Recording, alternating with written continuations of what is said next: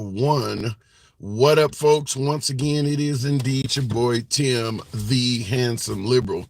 Hell of a lot of news, hell of a lot of stories making news today. We'll see what we can actually discuss, but there are a lot of issues orbiting around our news atmosphere. So, first, we're going to talk about something that just came out. This is literally almost breaking news of sorts. CNN is currently reporting this, and I'm going to assume that the other cable news outlets are reporting this just alike. And that is that there was an additional plot to get President Trump. CNN just reported that right now, and like I stated, I'm assuming Fox and all the other cable news outlets are reporting it as well. But this is a ongoing story that Iran, the nation of Iran, had a state-sponsored plot to get President Trump. They're just breaking that right now as we speak. In fact, while taking notes to start the program up, I was listening to it on the air. So it's still developing, but yeah, Iran was after President Trump. We'll see what develops from that, but they're claiming that was one of the reasons why they were recommending security increase around Trump to begin with. Now, we know they also wanted Ambassador Bolton, which is a Trump, he also served under the Trump administration as well. Trump and Ambassador Bolton are no longer friends. I mean, Trump fired his whole damn administration, and Ambassador Bolton is one of those who is not supporting Trump, but they wanted to take him out as well. So this is breaking that they want Trump. Iran, we'll see what happens with that. By the way, before we go to the second topic, for many of you folks who believe what happened Saturday in Pennsylvania with Trump was some kind of a plot or a setup or something of that nature, a 20-year-old doesn't seem like somebody that would do something like that.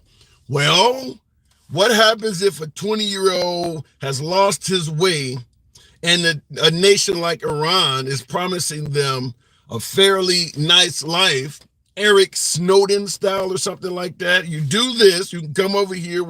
It's obviously speculation, but, finding a 20-year-old that's easy to radicalize or, take down a dark path is not very difficult to do. And in our nation, we do allow 20-year-olds to get their hands on a hell of a lot of firepower.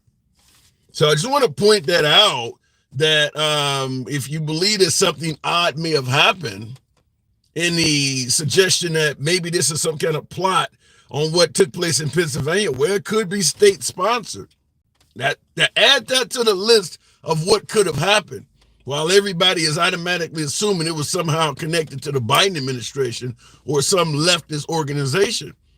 As I stated before in many broadcasts, fact is, Trump has a lot of enemies.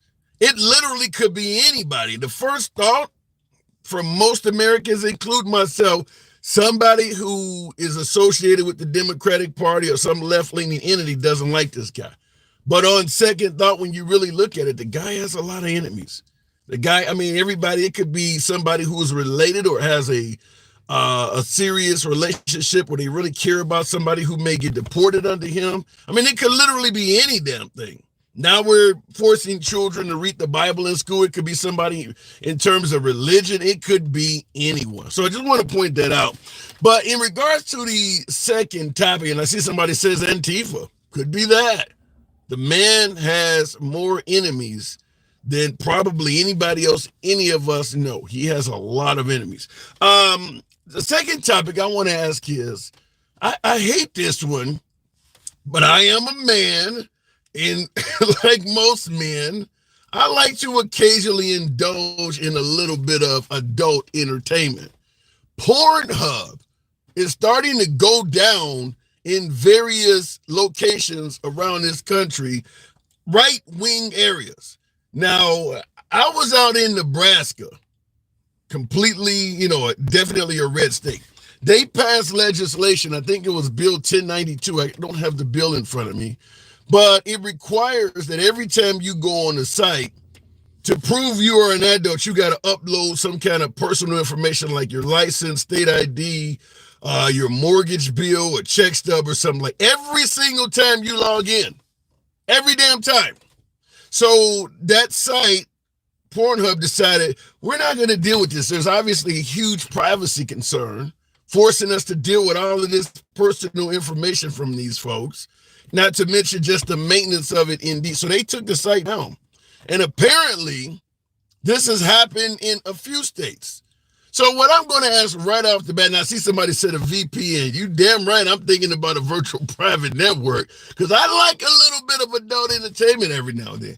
The idea that we're losing that, now I want to go over a few more things, and we will go to the box shortly. But I want to point out that this does appear in the pages of Project 2025.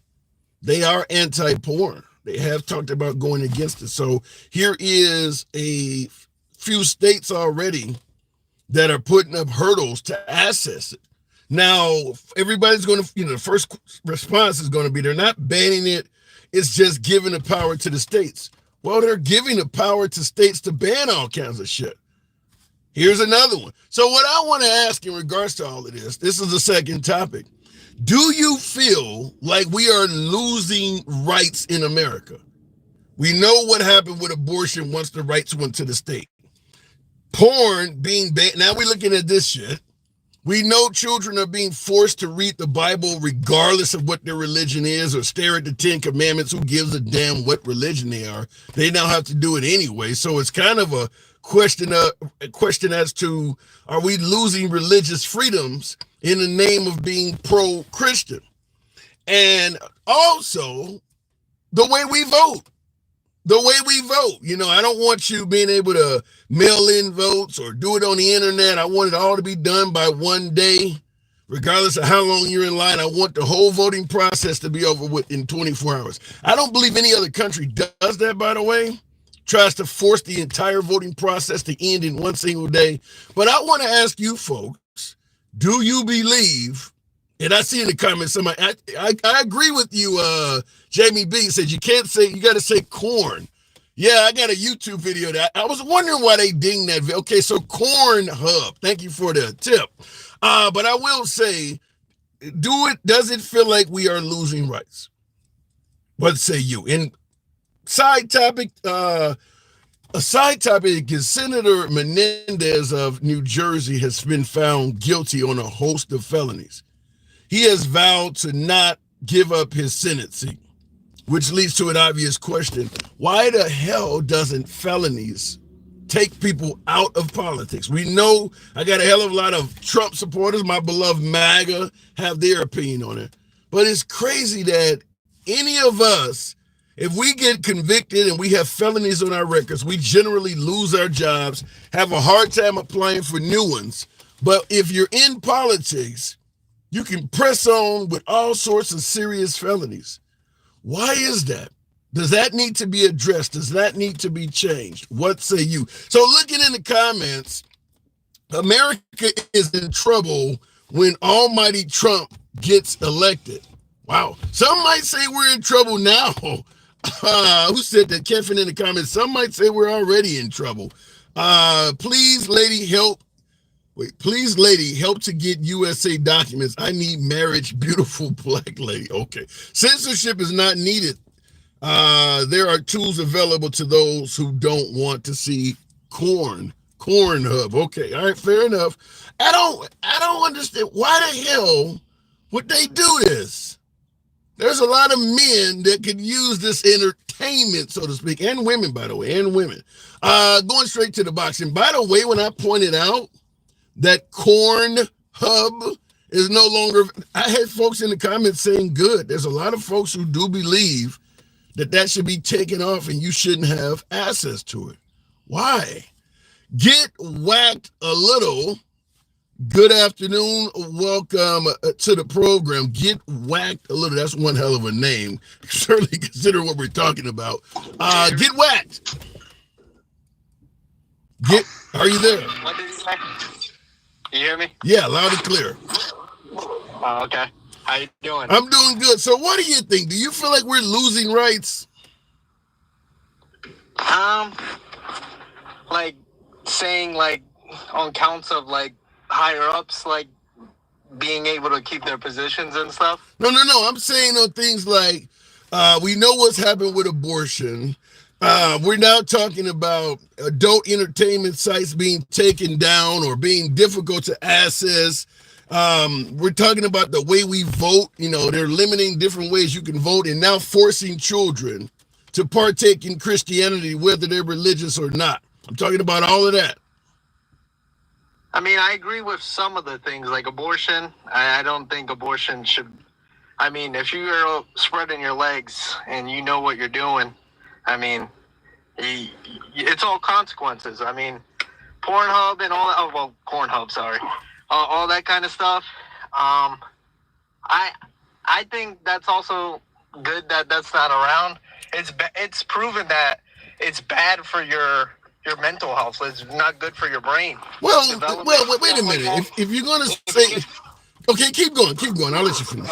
It should be age restriction and stuff like that. You should prove your age on those kind of sites because young kids do get into that stuff.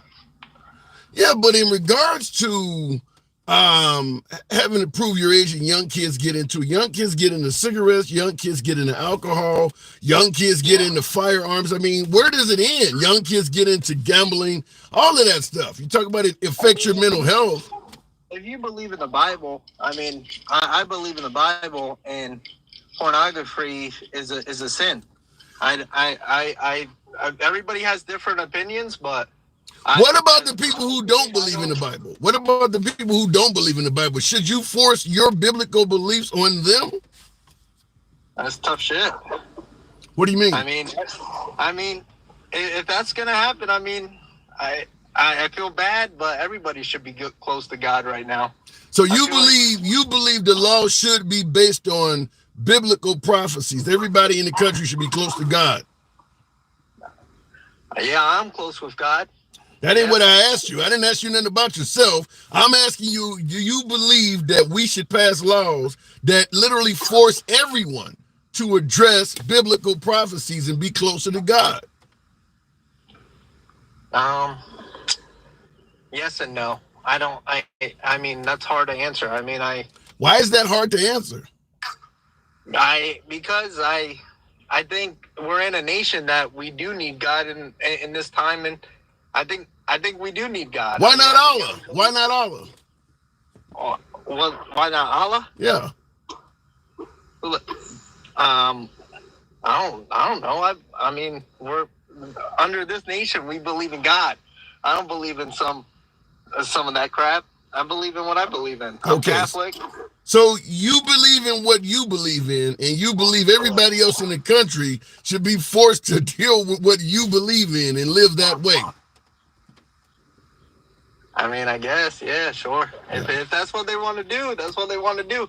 I mean, at the end of the day, people want it, so that's why it gets passed. Okay. So, I mean, at the end of the day, people want it. So, so at the end of the day, do you see that as losing freedoms in any way? Right now, as long as you don't take my guns, we're good. I mean, as long as you don't take my guns, we're good. What passage in the Bible deals with shall not be infringed?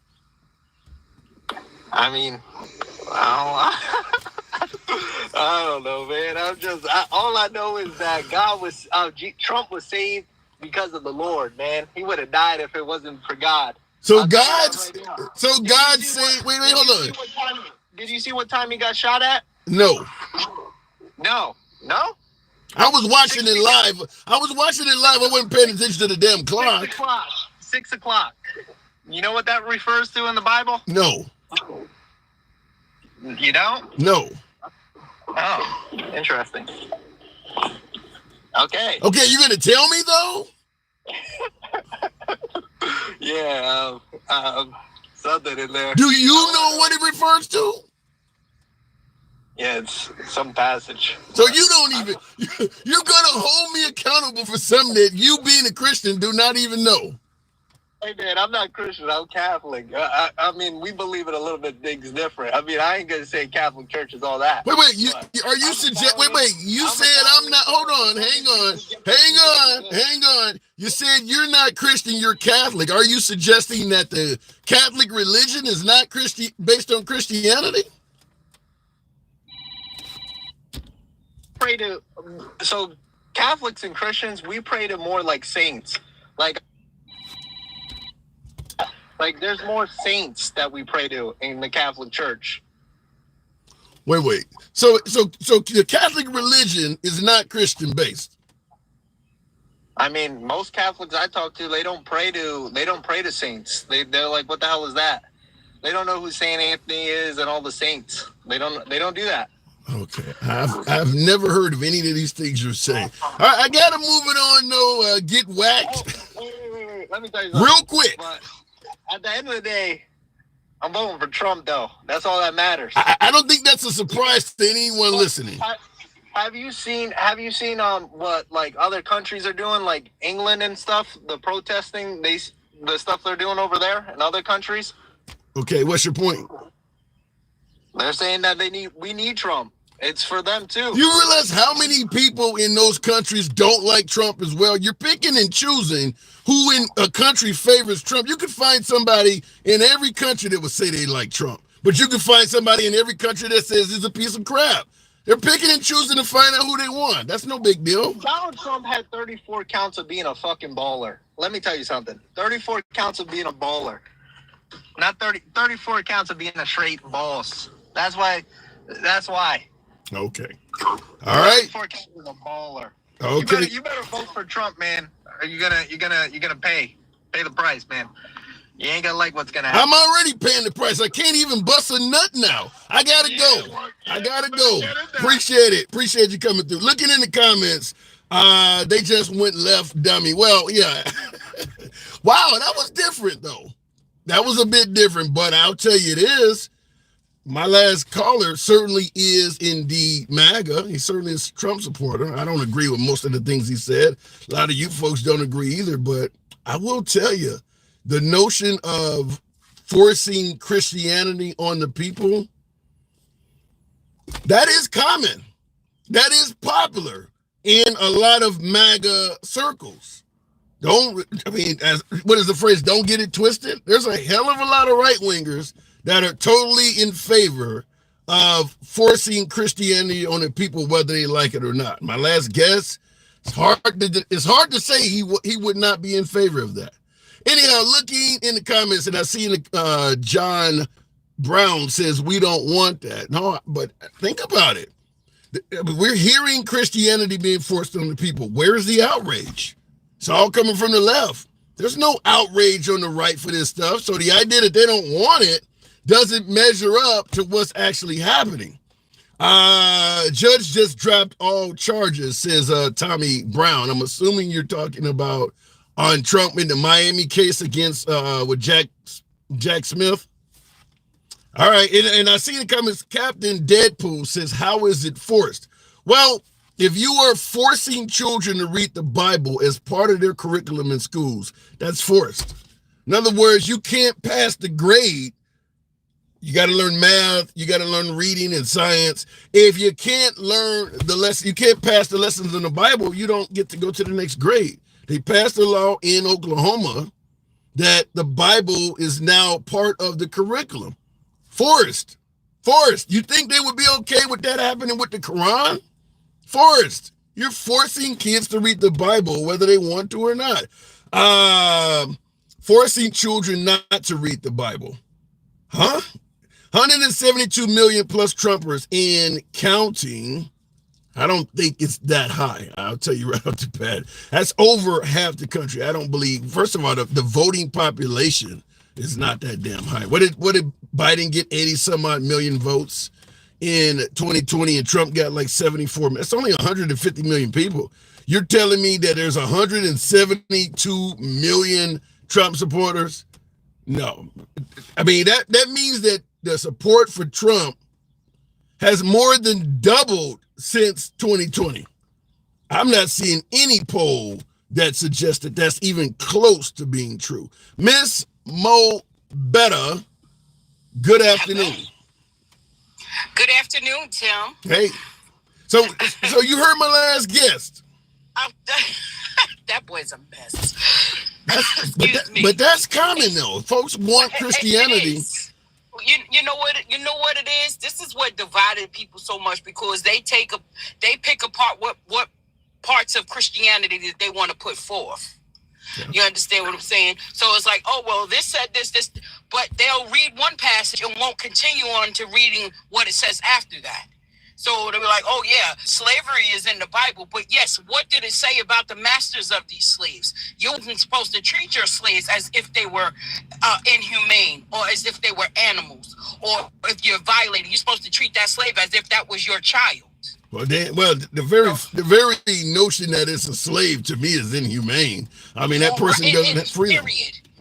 Period. It's just disgusting. But like I said, that's what happens. They pick apart which part of the Bible that best appeases them. Right. So that's where the hypocrisy comes in, and that's why nobody. They talking about all of this religion and everything, and nobody's talking about God. They're two different entities. Religion is man-made. Somebody down here made that. It don't be a God, and that's what turns people away from wanting to go to church and getting to know. You know what I'm saying about who God is. I gotta say, right now, with some of this stuff that I'm seeing, it is getting to be a bit concerning. What about the notion, which is the topic of the program? Do you personally see us as on the cusp of losing freedoms? We absolutely are, Tim. And like you were saying before, it's infringement. You're infringing on people's personal lives. What I do inside of my home and in my personal time has nothing to do with me watching Cornhub or anything like. It has nothing to do with that. Cornhub didn't force that kid to shoot the other day, did it? I mean, nope. Pew pew. Excuse me. That's a good point. Cornhub didn't force that, did they? They are worried about the wrong things. Let's get these assault rifles out of people's hands. Yeah. You want to do something, do that. Worry about that. They'll talk about everything but that. Yeah, I'm getting once I got on the site and noticed that was taken down. I'm like, this is a bit much now. I mean, look, you can lock a few brothers up, you can beat us up with a few, police officers, but now I can't jag off in peace. Now I'm a bit upset. Exactly. How they know anyway? Like, so let's start our own. Tim. Let's start our own, Tim. Shit, okay, now we getting somewhere. Middleman all together. You know what I'm saying? Let's get rid of the middleman altogether. But again, the hypocrisy, we're Christian, we're this and we're that, but keep my guns. You speaking out of both sides of your face. How is anybody supposed to take you serious with that? Right, yeah. To me, I don't see anything Christian about fuck around and find out. You hear that all the time. Ain't nothing Christian about that at all. So yeah, what part of the Bible is that in? I'm just saying. Yeah. You understand what I'm saying? So it's hard to take that stuff serious, or the people that says it. Well, there's a lot of them saying it. So I also wanted to point out, it looks like we got another liberal, Senator Menendez of New Jersey, being convicted of several felonies and refusing to step down. Chuck Schumer, the lead Senate Democrat, is asking him to step down, and he said he won't. What is it about politicians having a bunch of felonies, not being forced to leave their office? Do you believe, as I do, if you're convicted of a major felony, you're out of politics until you straighten that out? Well, see, and this is my question. Where's MAGA's outrage about that? He's a felon, just like he's been convicted of a felony, just like Trump. Where is their felony? Yes, he should step down. Trump shouldn't be allowed to run either. If you're a felon, this period. Now, you keep saying that justice is blind and all of that stuff. There's a whole lie here. It's we have probably the worst justice system that I've ever heard of here, because money supersedes anything. You got a couple of dollars, you got yourself a good position, we don't care what you do. Yeah. So and their notion, their MO is it ain't what you do, it's what you get caught doing. Oh. Well, and that's how it is in the capitalist system. Everything is money oriented and money driven. So if you got money, you can get away with a lot more shit than the average person. And the proof is in the pudding. The proof is in the pudding. So I mean, like, prove me wrong. Like, were the charges trumped up? Yeah, of course. They probably were trumped up for a lot of people. I don't know. I don't know, Mr. Mo. I think Senator Menendez having gold bars.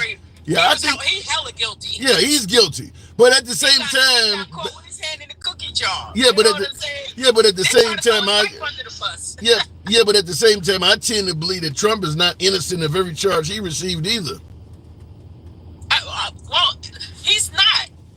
He's guilty. I'm sorry. You got caught. You got convicted by a group of your peers. That has nothing to do with us. Yeah. That was on you. Like I said, it ain't what you do, is what you get caught doing. He's been doing things for so long and getting away with it. He felt once he became president that he was going to be exempt from any of that. Wow. So this is why he's fighting so hard now to keep going. And Kane, whatever her name is down in Florida, she, first of all, she was way out of her league as far as her being in that position that she was in. She's young, number one, and she wasn't knowledgeable. Yeah. So the reason why she dropped these cases, now all you did was leave room for them to come back and convict them again. Whether we see it or not, we know we're not going to see it before the election. We already know that. Yeah, but come on, Mr. Mobetta, if it goes, because eventually Trump's going to appeal it. If somebody else comes back and charges him, he will appeal it, and eventually they'll go to the Supreme Court. Do you have any faith in the Supreme Court at all? Absolutely not. The Supreme Court is disgusting. Their biggest criminals is Trump, in my opinion. Yeah. And like I said, in my opinion, they're just as criminal. Like I said, do the background of half of the ones that he put on there and the ones that were there before him. They don't have squeaky clean backgrounds. Yeah. Starting with Clarence Thomas. But is it? Are we at the point where it is time for the liberals, progressives, and Democrats to concede Trump will be our next president? No, I don't think so. You don't think so? Is it looking likely? No. And right now, oh yeah, he still has a chance. He has a good run. That's hands down. But like I said, he had a great run before. But once they get inside those booths, if they had any kind of sense and they start reading these policies, they change their mind once they enter the booths. Yeah. They were like, wait a minute. Now, and I just wanted to point out this other point real quick, how the wife of the man that was unalived, she refused to take condolences from Biden because she said her husband was a devout Trump supporter. That's stupid. That was the dumbest thing. And then she kept saying, well, I'm not political, but I'm going to vote for Trump. If you're not political, why wouldn't you accept condolences from Biden? And Trump has yet to even call this lady. Wow. That's just pure hatred in the death of your husband. The president is calling you to wish condolences on the loss of your husband. I don't want to hear from Biden. Ain't got shit to. Now I know J.D. Vance did blame Trump's assassination attempt on Biden, but to me, I think that's kind of ridiculous. Of course he did. Of course they're going to say, "Oh, this was Antifa. This was somebody from the liberal side." Of course they're going to blame it on him. But what about the guy being a registered Republican? Oh, I guess he just did that for show. He donated. He donated money to a liberal organization, so that's what they're talking about. And that was debunked. That was debunked by an older man that lives in the same town as him with the same name. You can look it up. So he didn't donate any money at all? He did not donate any money at all to anybody, and the amount was $15. Absolutely not. Yeah. It was an older man, in the same zip code as him. Yes, you can look it up. I would like to do that. All right, Miss Mobetta, I appreciate you coming on as always. Good talk. Open to you anytime. My country got our prayers because we are really in a bad shape. And if you allow the Republican Party to take over as the president, we're going to be even in a worse shape. Wow. All right, you've depressed me enough. Appreciate you coming through. Man, that sounds bad. Let's get our corn hub going on. Yeah, no shit. That might be all you have left. Thank you. All right. And I will say this. It doesn't matter if you favor Trump or if you don't like Trump. Fact is, if Trump wins, it is going to be a right-wing America. Now, a lot of people favor that, and there's nothing wrong with that. If you favor a America going further to the right, then Trump is your guy. That's what will happen. By the way, tap the screen, get the likes on up to 25,000, Appreciate that. It helps out the algorithm on this backup live. We're in the backup page, the main page. We had a few issues, so tap the screen, get the likes up to about 25,700 plus of you folks in here. Yeah! Alter Ego. Thank you for the hat and mustaches, plural. Thank you. But yeah, we will, because as I point out often, Clarence Thomas and Judge Alito being 75 and 74 years of age, respectively, Trump will get to replace both of them with Supreme Court justices that are probably in their late 40s or early 50s. So that keeps the 6-3 majority in place. Probably, might be for the rest of my life, probably for at least 30, 40 years. Thank you for that graphic there. I think that was Tammy Green. Appreciate that. And RP. Yeah! Thank you for that mustache. So if Trump gets reelected, yeah, you'll get, well, I won't say you'll get because we don't know, but the belief is you'll get cheaper prices at the pump. You'll get cheaper groceries.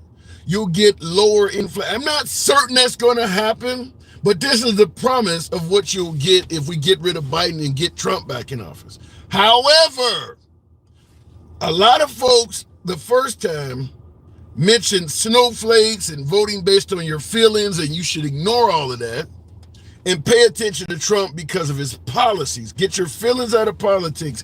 Vote for the man with the best policies. Well, that was in 2016 to 2020.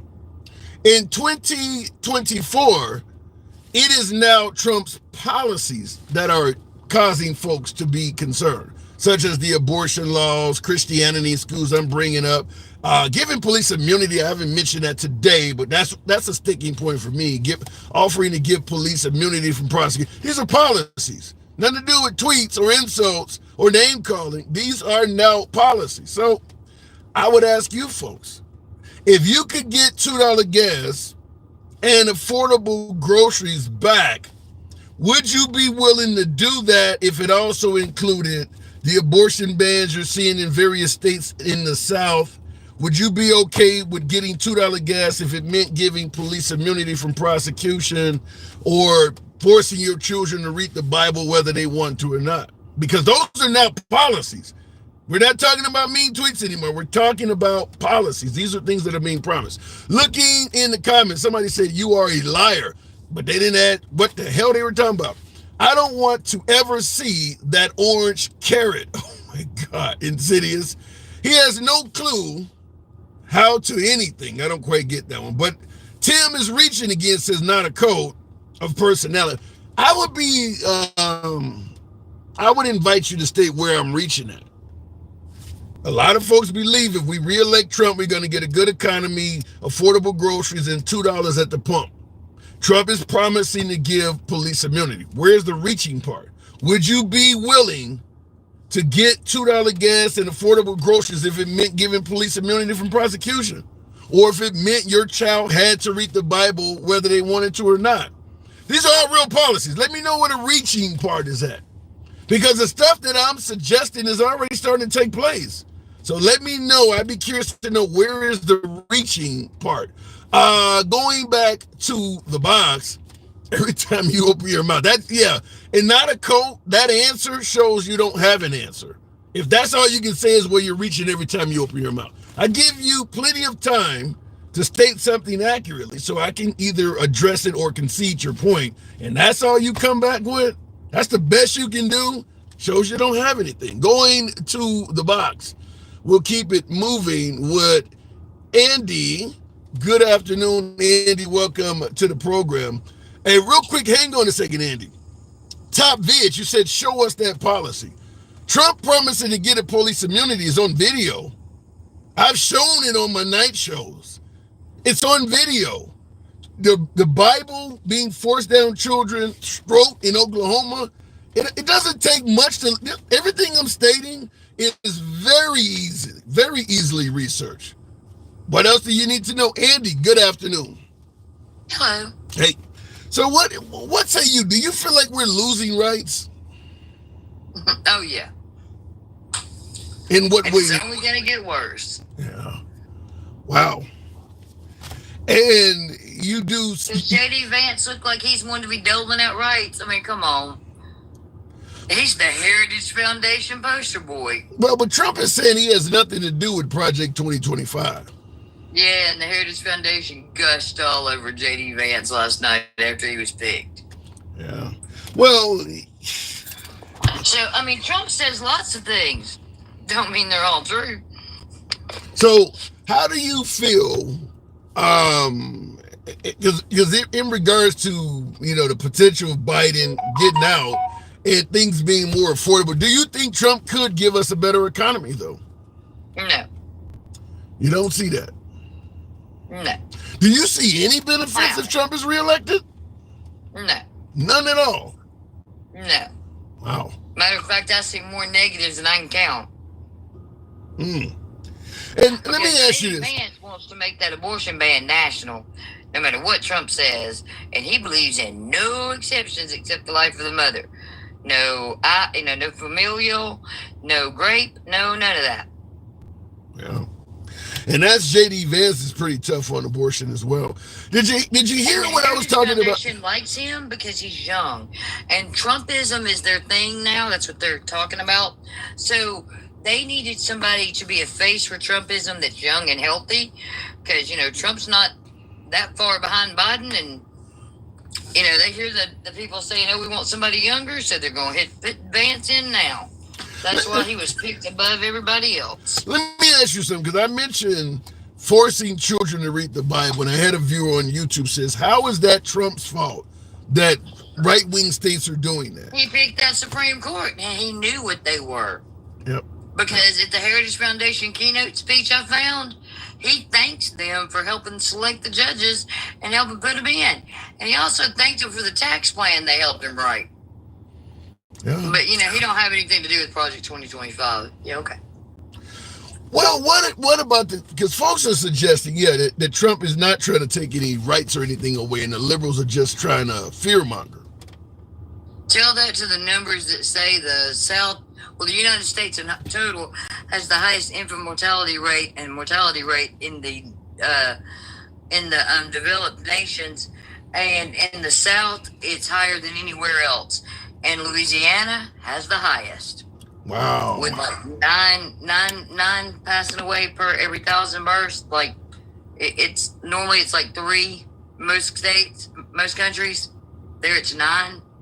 That bad, huh? That bad. Yeah. We had a problem even before this. Yeah. Now it's because we don't have good health care, but now it's just exasperated. Now, in regards to religion, this is a comment coming from the YouTube side. Jesus Christ is God. Thank you for doing the Lord's work. Now, there are folks who, another person says, we are a Christian country. The further we drift away we drift away from Jesus Christ, the darker things become. Now, we have drifted away from Christianity in this country to some degree. Do you see the country is getting darker because of that? No, because the church is the only place that has to have SA insurance. Whoa, really? Yeah, let's be honest. 205 pages of Baptist preachers front and back. Let's look at the Catholic Church. That things they don't really want to talk about. No, well, my first guest said the Catholic Church the Catholic religion is not even Christianity. Well, I mean, things were changed, because the 1847 Bible I got says man should not lay with child. It don't say nothing about the man. Well, you mean you're talking about in terms of homosexuality? Mm-hmm. Don't say that in the older Bible. Yeah, I'm not a fan. Yeah, I'm not a fan. I find that to be very strange. Just want to point that out. Yeah, I'm really not a fan of legislating from the Bible. Because I'm going to bring up the fact that the Bible seems to be okay with slaves. I want to answer that. Are we a Christian nation? Virginia is named Virginia after the Virginia Trading Company. The people that came to this country were capitalists, some hangers on in England, and the heretics. Because the Christians, we rewrote it to make it look all nice, like the Christians came here. They were heretics in the Dutch land. Oh. They were so extreme in their religion that even the Dutch wanted them out. So they were on the boat. They all come to America. There's a document called the Mayflower Compact, which is this country's first document of self-governance. And guess who doesn't sign it? Not one Christian. Wow. Because this country was set up for capitalism between the strangers and the Dutch merchants, and that's how we got the Virginia Trading Company, Virginia. Didn't know that. By the way, before I move it on from you, is your state going to go red? It looks like Virginia is looking like it may go the other way. Alabama. I mean, you're right. You're in Alabama. You mentioned right. You're in Alabama. You mentioned Virginia though. District 10 went. And Alabama's already gone blue. Women here are waking up. Like, women saw the new rundown and they were like, "Oh Lord, no, no." J.D. Vance believes in no fault divorce, which means it doesn't matter how bad a relationship you're in, you're never getting out. So you stuck to who you marry. Well, I mean, that's the reason we have no fault divorce is men were unaliving women. Like, I mean, we're going to go back to that. So I'm just saying, we are running back. Republicans want to conserve things. Well, they're conserving things. They're conserving time by like 170 years. I gotta say that when you hear typical laws and policies that the right are trying to pass, I want to hear some of them that do seem to be, policies that move forward. Most of this stuff is going back to eras and things we used to have in place. It does seem like a lot of this stuff is going backwards. Everything we seem to hear is about going back to something we used to do. Is there any progressive ideas coming out of the right? I'd be curious to know. No. So you do see it as going backwards as well. And I told you months ago, Vance was their choice. Yeah, you did mention that. I always knew. Remember I told you about the Heritage Foundation? I always told you it was going to be J.D. Vance, remember? And y'all said, no, it might be Vivek. And I was like, nope, it's going to be I Vance. thought at the time it was going to be Christy Nome until she started coming out like Michael Vick or Michelle Vick. So, but I thought it was... Mark another one up in my calendars for wins, will you? Well, let me get this last... I got to move it on, but let me get this last prediction from you. Who's going to win the election? I want it to be Biden, but right now I don't know for sure. So you are admitting there's a good chance it could be Trump. I think that because of what might have happened this weekend, I mean, the man doesn't look too shaken. He got out and played golf. He didn't bother to go see the victim or talk to the victim's wife. That's crazy. I would have thought he would have used that as capital like a mother. I would have invited them to rallies. They would have been at the convention. That's crazy that he didn't reach out to them. Because he used the cop that he didn't even know. So that makes me wonder, does he feel guilty? You got to reach out to him. Maybe you didn't hear that right, Andy. Maybe he did and we just don't know. You looked that up, and I'm just telling you, he didn't. I almost need to see that. Called her. I almost need to see that from the actual wife of the victim that Trump didn't reach out. Said Biden called her. She wouldn't take the call because, her husband, but she did call, and her last statement was, and Trump didn't. All right, Andy, I got to move it on. Good night. Appreciate it. Thank you. And I'm hesitant to believe it. I would have to look it up and see the victim because the guy was a firefighter or whatever. He was at the Trump rally and he ended up being murdered, basically. I would have to see the wife say that because I would assume Trump would have done that. I know Trump is not perfect, but damn, he didn't reach out to somebody that lost their life at his rally by way of a bullet that was meant for him. Is he really that bad? I'd have to see that. I have a hard time believing it. Andy normally comes correct, so I'm not saying she's wrong, but man, that's hard to swallow. That he wouldn't. I would have reached out to them that night because, as we know, Trump is, for the most part, physically fine. I mean, mentally, he may be shooken up like hell. I mean, just because he went and played golf don't mean that he didn't really get disturbed mentally by, the idea that he almost lost his life. He may have just done that to relax himself. I get that, but you got to reach out to the individuals that lost their lives. You got to do that. So I'd have to hear from that individual because I'm gonna give Trump the benefit of the doubt that he had. Wow, that would be bad. Wow. Now I know for a fact, because Mike Pence said it, that after January 6th, Trump didn't reach out to him for 3 or 4 days. I know for a fact because they said it, that Chris Christie stated that after he caught COVID and was in intensive care, he was literally fighting for his life, talking about former governor, New Jersey Governor Chris Christie. He also said Trump did not reach out to him at all. I'd be curious in regards to Herman Cain's family, former presidential candidate Herman Cain, who lost his life catching COVID. Many believe it was from, hanging out at a Trump gathering. I'd be curious to see if his family received a call, but firefighter loses their life at your gathering and you don't reach out. Is he really like, oh man, it's hard to believe. Looking in the comments, when was America great? In the 50s, 60s, 70s, 80s, 90s, or 2000s? Jose Urbina, it depends on what your definition of a great America is. A lot of folks favor the nuclear family, intact household as being the time when America was great. We see what's going on with religion. A lot of folks believe when Christianity was literally being shoved down the throats of children and Americans alike, the country was better. So it depends on what your definition of when America was great. For African Americans, the answer is going to always be never. I mean, there was times when, maybe you favored this or favored that, but obviously the country was never in great condition for minorities. Looking in the comments, he did issue a condolence statement. That's as far as I heard. Big Rooster showed that ain't enough to go on TV and wish condolences to the parents. Everybody's wishing them thoughts and prayers. Now, you make a phone call with some shit like that. They died at your rally. You don't give them condolences via the internet or on television. You got to, not only do you make a phone call, in my humble opinion, you probably should try to invite them to Mar-a-Lago or find a way to meet with them in person. But that's my opinion.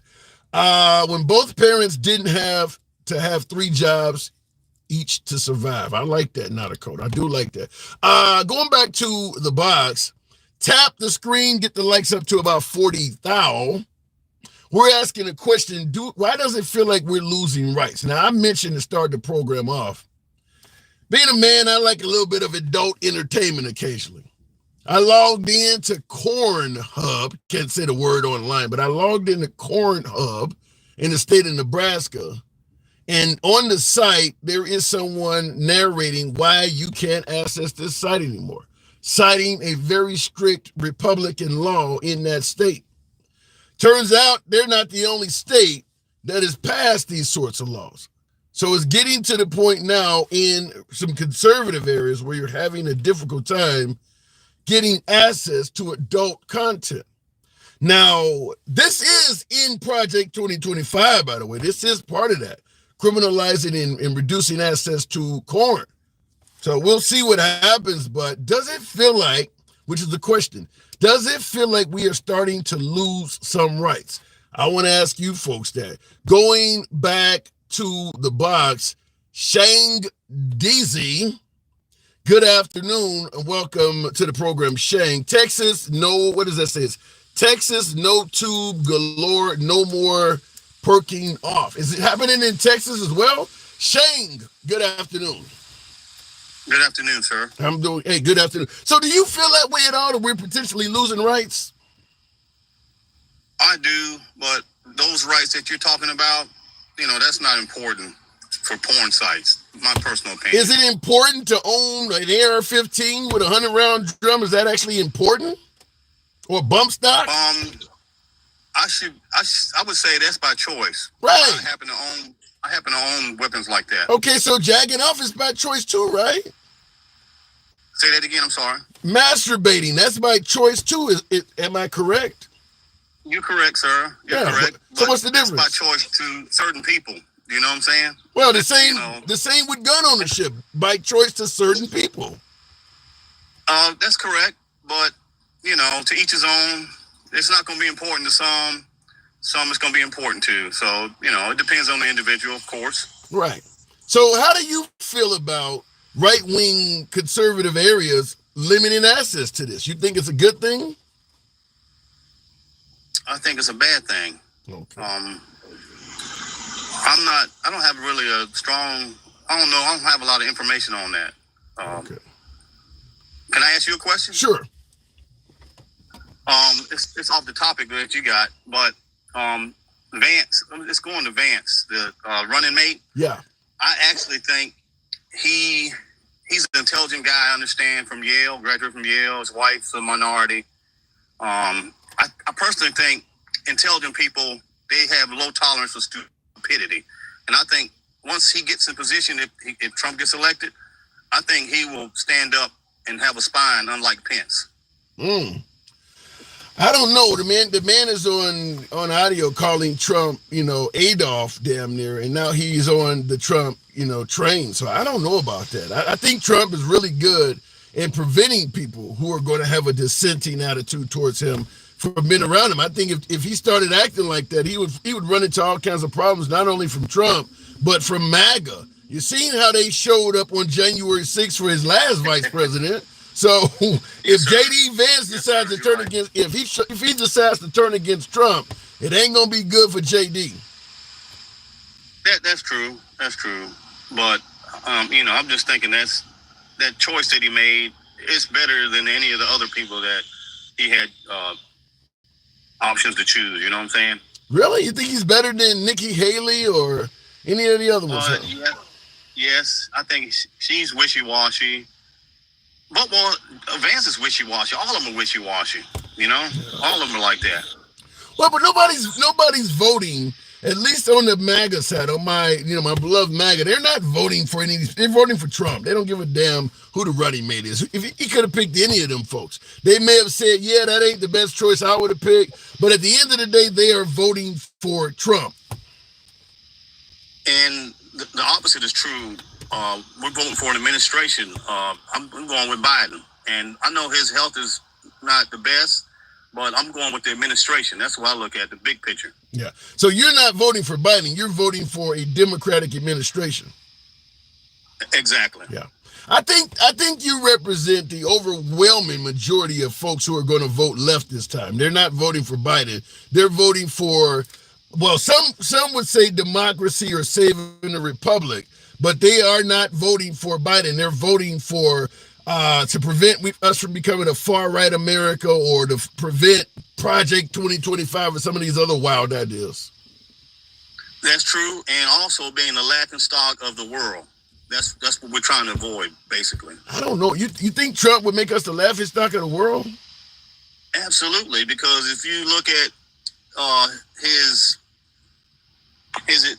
past administration, how many of them were didn't make it through? Like 40 of them, 40 or 44, a lot of felons. I mean, that's a joke. You know what I'm saying? Yeah. My big thing, I'm a veteran.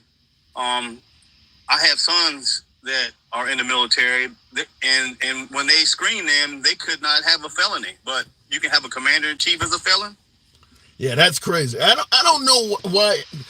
I've said it before that I do believe once Trump and Biden are long gone, they're going to pass some laws to prevent some of this stuff from ever happening again. Like, for instance, with Biden, I think he's shown us that anybody running for office should have to take a cognitive exam. It shouldn't be optional. Trump has shown us a hell of a lot more stuff, such as, I don't believe it should be optional that you show your tax returns. I don't believe that you should be able to run if you're dealing with major felonies. Certainly if you're convicted of them, I don't believe you should be able to pardon yourself or serve as the nation's commander-in-chief while you're incarcerated. I think Trump has shown us there's a whole lot of loopholes out there that you need to deal with, but I'm going to enjoy them while they're here. That's what's going to make us a laughing stock, because it's so ironic what he's got going on, you know? Yeah, I do believe that you'll get bipartisan support, because a lot of the loopholes that Trump are using, I think MAGA would have been totally in favor of getting rid of those if Hillary Clinton was in office. You know, can a felon run? Would Hillary? Hell no, get rid of her. Can she be running if she's incarcerated? No. But because Trump is there, it's okay for now. But I do believe once he's out of the picture, you'll get both sides of the aisle to agree that stuff needs to be dealt with. Yeah, they need to clean that up. That's exactly true. Yeah. And you know, that's probably what's going to transpire going forward. You know, all this mess that we're going through. Me personally, I don't really care who becomes president. Really? At the end of the day, I take care of my family and my community, and And I don't care Donald Trump, Donald Duck. It don't make a difference to me who's the president. You really believe that? I mean, right now people are saying, yeah, you take care of your family and all that, but like a lot of folks are saying, under the Biden administration, I can barely even afford to buy my family groceries. You don't think it matters with your family at all who wins? It doesn't, because out of the past, I'll be 60 in September. Out of the past 4 presidential elections, I've done well. I buy real estate, and Republican, Democrat, I go out there and get it.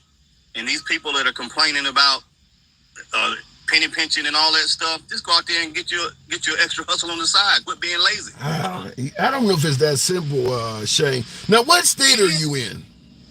It is that simple. I mean, what state are you in? I'm in North Carolina. Okay. And I don't understand how come we always have a Democratic governor, but everybody here votes for Trump. I can't figure that out. I can't figure that out either. But I wanted to ask you, and the reason I asked you what state are you in, because you're saying it doesn't matter which president, and you're admitting you got kids. Is it a chance that some of those strict abortion laws may eventually affect your children? I have 3 sons. Yes, it could if I have daughter-in-laws. You're going to go with that. I think a person should have a woman should have a choice. I was born a Catholic, but now I'm a Christian by choice. Are you okay with Christian by force? Are you okay with children being forced to read the Bible in schools whether they want to or not?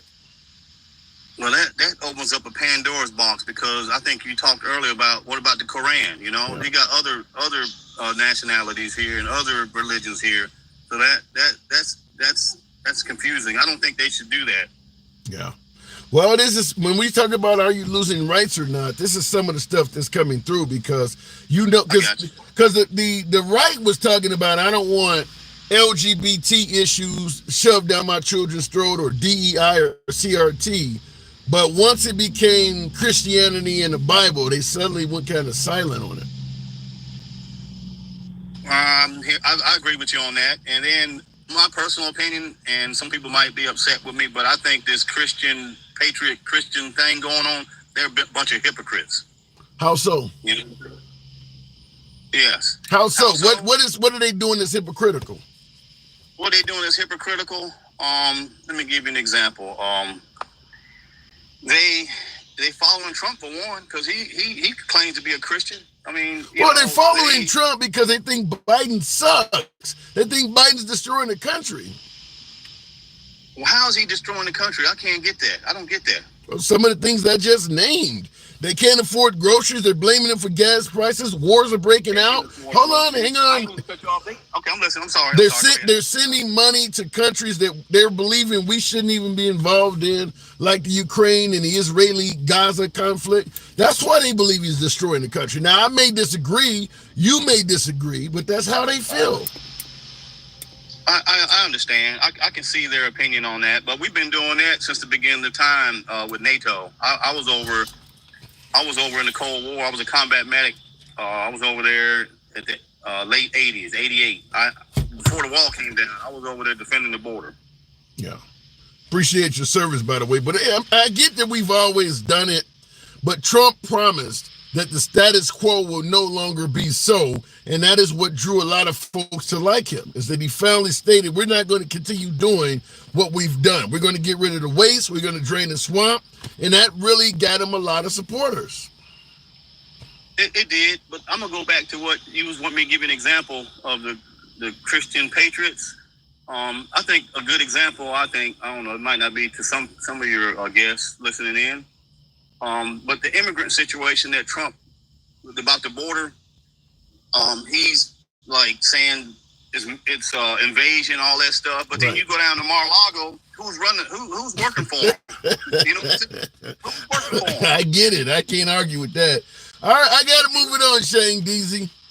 It's a pleasure, and I'm always listening in, and I support you. Yes, sir. I appreciate the support. Appreciate it. Thank you very much. Moving the program on. Man on phone is weak sauce. I've never heard somebody be referred to as weak sauce. Wow. Exactly, the party of freedom wants to deny others the freedom to do things that don't align with their skewed idea of Christianity. Damn, I wish I could disagree with that. I am saddened to admit it does start to seem like alter ego with the galaxy. Thank you. Appreciate that. A little bit of support goes a long way. Thank you, alter ego, for your support. I am saddened to say that it is DJ Julio with the jellyfish. Thank you. It is saddening. It is beginning to be sad to say that. It is appearing as though a lot of our way of life, things we've become accustomed to, is going to be altered by politicians who think it should be done according to the Bible. There's no denying that there's a hell of a lot of folks on the right. I'm getting them all over the comments. We talk every day. I appreciate opinions from all sides. What do I say? We don't block, ban, or censor anyone. So people feel free to speak their point of view here, and they can. I get people criticize me all the damn time. I don't mind that. Thick skin. But at the end of the day, a lot of folks on the right are making it clear we want the Bible to play more of a part in American life, up to and including legislation right out that book. A lot of folks on the right agree with that. As I keep pointing out, forcing children to read the Ten Commandments, forcing children to read the Bible, there is no outrage coming from the right. They are totally okay with that. So it's pretty clear that the right, it's only in Oklahoma and Louisiana right now. But we know people on the right, for instance, protest laws in Chicago, even though they're not there. So if they didn't like what Oklahoma has done, you'd hear from people in Florida or people in Mississippi or Alabama. The fact that they ain't saying that shows that they don't have a problem with it. They talk about Chicago's gun laws all the damn time, and they don't go there. So just because you're not there don't mean you can't protest it. And the idea that nobody is bitching about forcing kids to read the Bible, to me, is telling that they are okay with it. And likely, it may soon happen in more and more states that are red. Your kid's going to read the Bible whether you as a parent or your child likes it or not. Looking in the comments, did Iran call the hit? Is that what you're saying? Monkey Convoy. I haven't discussed this as much, and I'll go back to the box shortly. By the way, tap the screen, get the likes up to about 50,000, 700 plus of you in here. Busy news day. I haven't covered this as much because it was literally breaking news when I went on air. But they released a statement saying that Iran, state-sponsored hit on Trump. Iran was trying to put a hit out on President Trump. And I tied it. Now, I'm speculating here. What I'm about to say is completely fictional. This is speculation, maybe even reaching, depends on how your ears take it. But I stated it's not hard to get your hands on a misguided 20-year-old and radicalize them. See Osby with the lemonade. Thank you. It's not difficult to radicalize a young man. And the idea that you had a 20-year-old trying to put a hit out on Trump seems a bit unusual. Did he do all this by himself? That's why a lot of people are saying it was a setup or it was staged or something. It's not likely a 20-year-old without, a lot of backing would do it. Well, if Iran has been found to be trying to put a hit up, I mean, how hard? Let's say Eric Snowden. Many of you folks are aware with Eric Snowden. Listen, if you do this, we'll give you a better life over here. Maybe your life in America sucks. Maybe you believe people are treating you like crap. Maybe you've been bullied. Do this hit for us. We'll bring you over here. We'll look out for you. Is it reaching? You go figure with that. But we know in America, a 20-year-old nowadays can get a hell of a lot of firepower. We've reduced and relaxed the gun laws so that most 20-year-olds can get their hands on quite a bit of an arsenal legally. And that's what most of these mass casualty folks are legal gun owners. The guy in the Buffalo supermarket, the Ubalde guy, the Parkland shooter, the guy with Mandalay Bay, they're all legal gun owners. These aren't thugs or gangbangers. These are all legal gun owners. Right up to the point where they started pulling the trigger, they were legal. Looking in the comments, Iran putting hits on American schools when younger teenage men we're trying to pew pew. I haven't heard that one yet. Going to the box, the one and only subscriber, DJ Julio. Good afternoon. Welcome to the program, DJ Julio. There you go. Good afternoon. Good afternoon. How the hell are you? I don't know, man. I don't lost access to Corn Hub. That's bad. Yeah, but I mean, there should be no but. Magazine. There shouldn't be no but. Go find a magazine. Listen, I've been there. I know what's on there. Go find a magazine. If you really need it that bad, swipe right.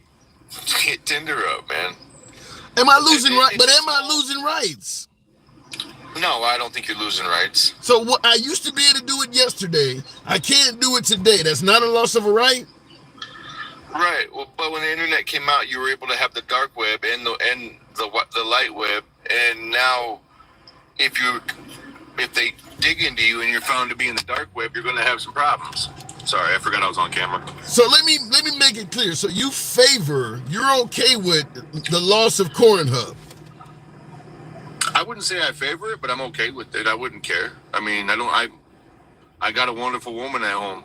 I don't spend a lot of time on there anyway. What if you're part of a couple where you incorporate watching that type of video footage to improve your sex life? Some people use that with their wife or with their husband.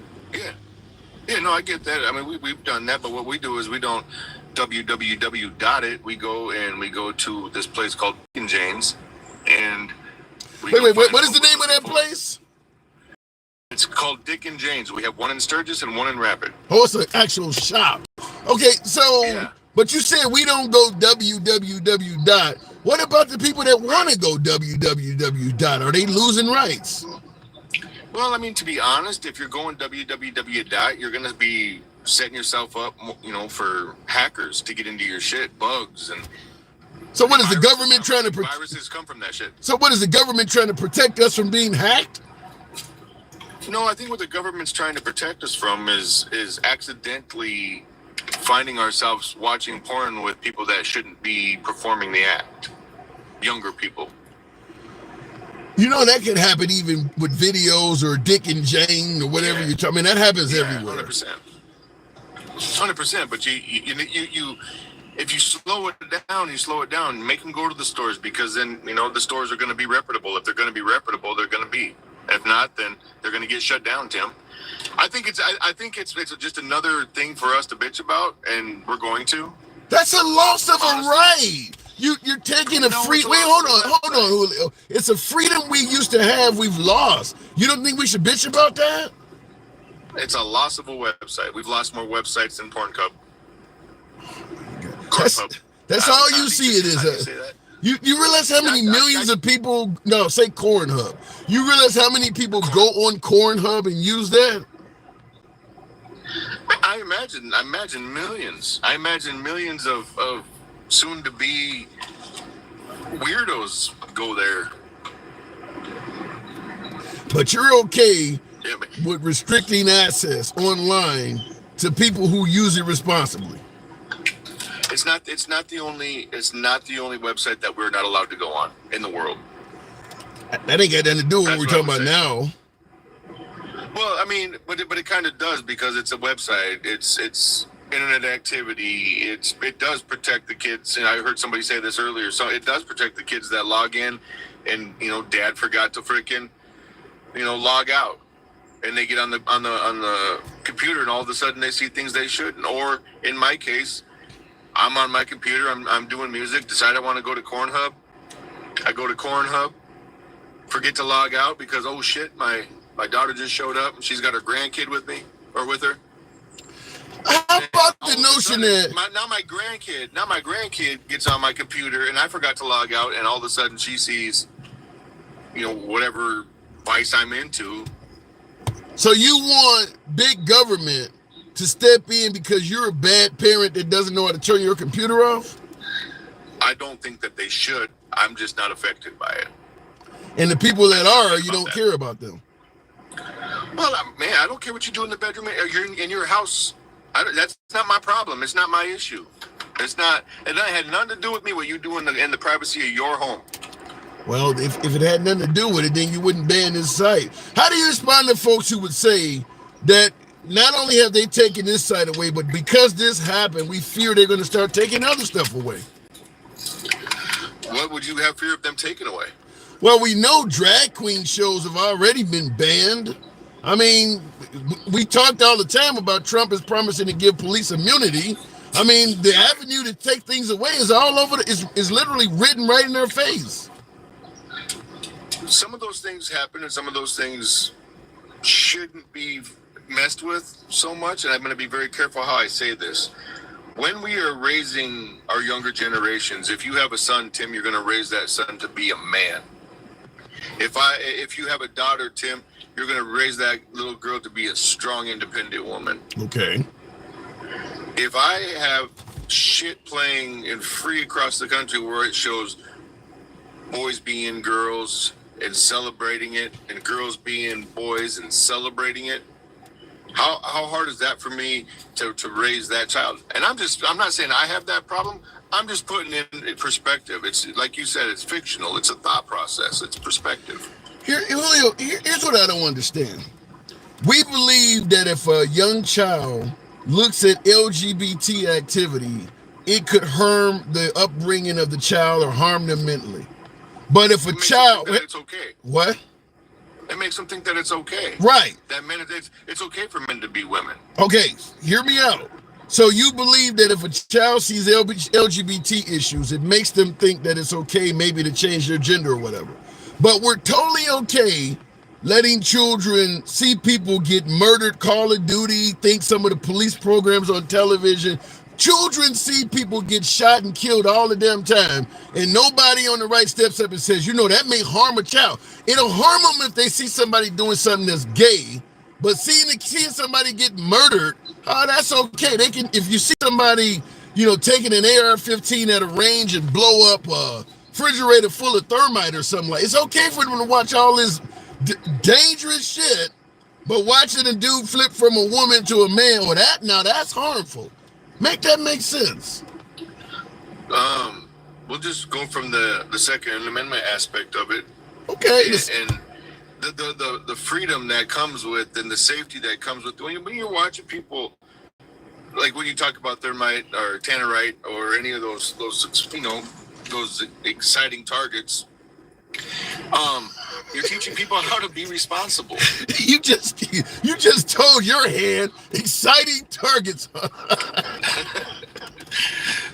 Well, they're fun to play with. I mean, have you ever done it? I can tell you one thing, playing with myself in the bathtub is even more fun. Why should I have access denied? No, it is not. Have you ever done tannerite? No, I haven't, but I have bust some nuts, and I enjoy the hell out of that. Okay. I don't get your point. Do you shoot? Yeah. Okay. At a range. Find you a spot in a range that'll let you, and shoot some tannerite. I did it for my daughter's what do they call it? Gender reveal when she was having her daughter.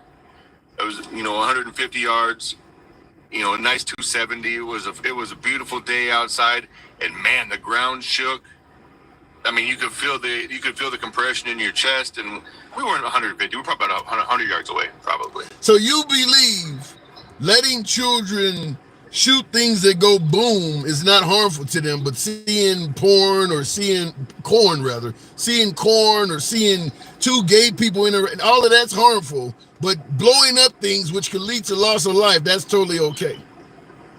Well, tannerite, you would have to have, probably 100 or so pounds to make it, dangerous, or you'd have to be sitting on top of it while somebody was doing something to it, or sitting relatively close, which nobody would do. How are you exploding it? It's like fireworks. It's like fireworks. You light a fuse, it goes up in the air, and it makes a beautiful thing. Okay, if you're teaching your child, one, how to exercise his Second Amendment or her Second Amendment right respectfully, responsibly, and you take them to the range and you want to have it a little more fun than busting a bottle or hitting a target or shooting a gong, and you want a little bit of an excitement in your range day. I mean, in South Dakota, you go to the range and that's what you hear. You hear boom every now and again, and boom, and it's somebody having a great time with their friends and their family, responsibly, respectfully, practicing their Second Amendment. Well, here's what I don't understand, though. Which is way different than saying, "Hey, Johnny, look at Billy. He looks good in a dress." Yes, it's way If different. that's what you want to do, It's if way that's what you different wanna do, in. do it. It's way different in your opinion. In my opinion, yeah. Yeah. What I don't understand it how we believe young children can handle deadly weapons and firearms responsibly, but there's no way they could ever responsibly see LGBT issues. That doesn't make sense to me. Because a father can't explain why it's not normal to their son without being explicit, without making it a bad thing. I'm never going to tell my daughter she has to marry a man. If I had a son, I would never tell him he has to marry a woman. That's what they're choosing. But I'm not gonna levy my life to freaking teach them how to be sissy. I don't see why. Okay, here's something out because people always say, "Listen, if you are not heterosexual, is something mentally wrong with you, or if you're transgender." Well, here's what I don't understand: human beings are born with too many or too little toes. Too many or too little hands and feet. People are born with two heads. Why do we believe when it comes to sexuality are only going to be born perfectly one way, which is heterosexual? Everything else about a human being can be born differently. Why can't they be born homosexual or feel like they're transgender? Everything else can be different. Why do we believe sexuality? They're born perfectly. When you were raised, you were taught very specific directions on how to take your life from the people that raised you. The village, whether it was small or big, it doesn't matter. Okay. You were taught how to be a black man in America. I was taught how to be a Native American in South Dakota. A Native American with Mexican descent. That was also white. I'm a mutt. I'm a bit of a mutt. If you haven't gotten that by all the explanations in the what race am I today stuff. Right. So what's your point? Nobody that I know that has raised their son to be a son, their daughter to be a daughter, has a son or a daughter that now likes the same gender or wants to be a different gender. Nobody I know. Meaning what?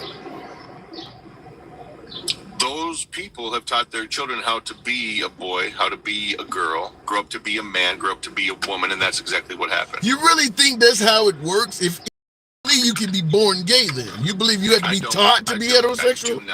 Do not, because I'm not born a Christian. I'm not born an Indian. I am taught what I am. Were you taught to be heterosexual? Yeah. Somebody had to teach you to like women? No, but they didn't teach me it was okay to kiss boys. They didn't show me it was okay to wear dresses. They didn't make me feel feminine growing up. No, not for 1 second. Here's where I disagree.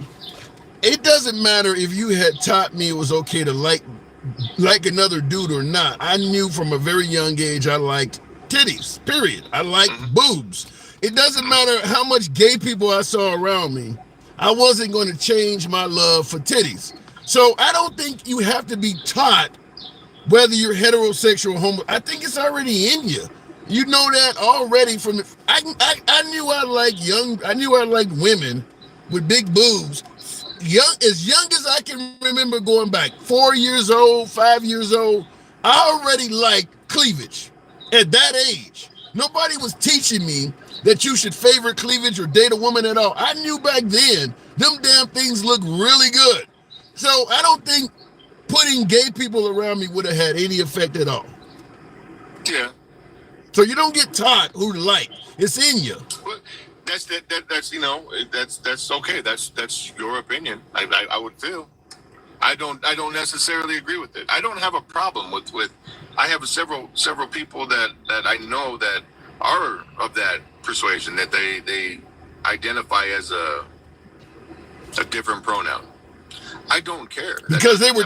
So you believe all gay people became gay because something they were taught by somebody or something? I believe something. I truly, and I could be wrong, and I might get chastised for it. I don't care because it's just my opinion. It doesn't matter if you are or you're not. I'm going to treat you with respect. But from my understanding of life, something happened in their life to lead them down that direction. Wow. That's my opinion. All right, you're entitled to it. Some people want to be a fireman. Some people want to do this. Some people want to do that. Some wants to be a cop. Some want to be president. Some don't want to be president and end up being one of the best ones we've ever had. You must be talking about Jimmy Carter. So is it safe to assume you're wearing a red shirt today, Tim? Yeah, you're Republican today with me, brother. Oh my God, bless your heart. Even your glasses are red. So, oh my God. So is it safe to assume you believe that anybody that is not heterosexual has some form of a mental illness or something? I wouldn't necessarily call it a mental illness. I don't think that it's an illness in itself. I think that there is just people who are brought up to believe certain ways and feel certain ways, and if you're brought up a little more sympathetic and a little more feminine, I believe, in my opinion, and I don't experience it in my house, in my family, in my neighborhood, in my state, that I have it. I kind of contradict myself, and I don't mean to, but I do have friends that I've met as adults that are clearly not the gender that they were born. But I don't chastise them. I don't discredit them. They're people in my world, and they're people. I don't know how they were raised. I don't know nothing about their family. So let me get something clear. So if you believe a child can be taught to be gay, then you do believe it is in the best interest of a child to not expose them to the gay lifestyle at all, gay people, gay issues, or anything, because you believe it may interfere with their upbringing. I wouldn't walk on eggshells about it. I would just be very descriptive. If Johnny and Johnny were walking down the street and my daughter asked what's going on with Johnny and Johnny, they're holding hands. Are they a couple? They may be. What about a gay elementary school teacher or a gay teacher a gay daycare provider that, regularly has their, let's say it's a guy, and the guy's husband regularly comes to school and picks up his husband from school after work, and the children see that. Do you think that's harmful to the children at all? I don't think that children are so fragile that seeing that kind of lifestyle is going to affect them if they have a good parent behind them explaining what's going on with that relationship. Okay. Listen, you got to live your life the way you're going to live it. Tim, you got to live it. Well, we could if you guys would get, we could if you get out the damn way. That's what we're talking about. What? Getting out of the way of what? Corn, the Bible. Miss me with this small topic. Like it's Pornhub, Tim. All right, you got to call. I'm moving on, man. It's Pornhub, Tim. That's all. That's all it is. It's bump stocks, Julio. That's all it is. Yeah, but you know what? If you bought a bump stock before they outlawed them, guess what? You get to keep it because it's grandfather. Okay, I think you get the point, though. You don't want your Second Amendment to be infringed upon in any way at all. I don't want my access to adult material to be infringed upon in any way at all. I don't disagree. I don't think, again, and I said this in the beginning of this, I don't think they should have a hand in it, but it doesn't bother me. I'm sorry if it bothers you. Yeah. I feel the same way about bump stocks. I gotta go, Julio. Appreciate it. And I never yell at you for not coming to the range with me. My bump stocks are tough. I would go to the range with you anytime, man. I gotta go. I know you would. All right. Hey, real quick. Who you voting for? I gotta go. Moving the program on.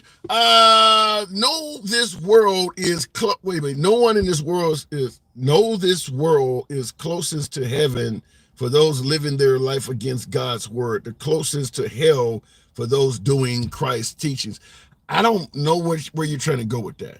Corn isn't right, says Anthony. What do you mean corn isn't right? Everybody does it. The only difference is there's a camera in the bedroom. What do you mean it's not right? It happens. Two people are going to get together for enjoyment or maybe perhaps to mate. The only difference between the natural action and corn is somebody filmed it. What do you mean? Why isn't it right? Man, this is some strict shit. Looking in the comments, I like to open cans of corn every day. All right, objectification of someone's body. Okay, is there a law against doing that? by the way, you're not going to legislate someone and prevent them from objectifying a person's body. I mean, a man is going to like boobs no matter what law is passed. Period. You can see, so you know what you like. I mean, if you're going to believe in religion, there's a reason why God did that, to make us want each other. So this is crazy that the folks on the right are in favor of this type of censorship. But there are a lot of folks that are. Corn is the best. I don't know what the hell they're talking about. Big Rooster Show. Shout out to you. No kidding. If it was a constitutional right to see corn, subscription services would be illegal. Wait a minute. If it was a constitutional right to see corn, subscription services. Oh, well, no. Because just because you have a constitutional right to see something doesn't mean it can't be packaged in a way that is more pleasurable, and then they charge you because you subscribe. I mean, no, it wouldn't be illegal to have a subscription service. I mean, yeah, that does. I don't think that makes sense. Looking in the comments though, guns cost money. No shit. Trump is a corn artist. I don't know about that at the age of, what is he, 78 now? What about men with erectile dysfunction that need it for motivation, says Blue for sure. Well, yeah. I mean, it's just like asking, what about a woman that needs to have an abortion to save her life? We've kind of got to the point where it's tough shit. You're kind of going against my beliefs. No mercy. Sweep the leg, as Sensei said in Karate Kid. Going back to the box, though, tap the screen, by the way, get the likes up to about 70,000. We can certainly do that with over 700 of you in here. So tap the screen, get the likes up. Same on YouTube. Feel free to smash that button. On YouTube, you guys certainly show love in terms of smashing that like button. I do appreciate that. Certainly tap the like button. We don't block, ban, or censor anybody. So understand we go left of Bernie Sanders to having dinner with QAnon. We believe in allowing everybody to speak. You don't have to agree with anybody in the comment section or even yours truly. It's all about free speech here. So that's how the program works. We are MAGA friendly. Been that way since day one. Always have been, always will be, but liberals are welcome as well. Subscriber Den Cow, good afternoon. There is plenty of corn videos with Melania Trump out there. Really? She didn't do corn. She did some nude shots. Did she do videos? I'd like to get my hands on one of those. Den Cow, good afternoon. Good afternoon. Okay. Do you feel like we're losing rights? She did. Just real quick, she did do some soft porn shots with other females. How can you get your hands on that for research purposes? I wish I could send it to you, but they keep stopping me anytime I try to send it. I want that. Wow. I mean, I like politics. I love to see the work of the first lady. Man, that sounds interesting.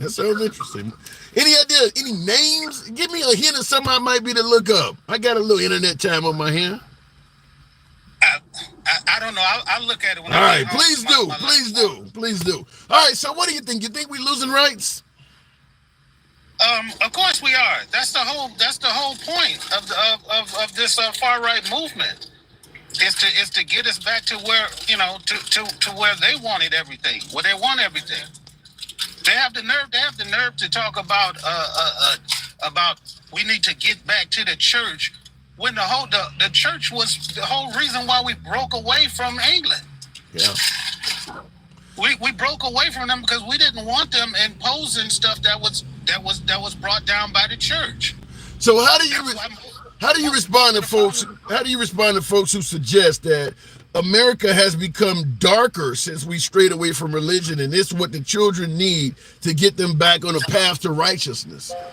Well, I would ask them to go take a look at those earlier times when religious was the manifest destiny, and they used religion to wipe out whole groups of people. Wow. Yeah, that is true. There was a hell of a lot of oppression going on during some of our most religious times. So you don't see where religion is going to make this country better if everybody's forced to, for the most part, follow the teachings of Christianity. Of course not, because all of the different religions have different ideas of what society should be like, what people should be like. How can we start out and say we have a country of immigrants? We invite all types of people to come here to this American experiment, which was basically a potpourri of all these different races and religions. And now after everybody's in here, they say, well, we're going to consolidate back down to one religion. Either you get on board, or tough luck.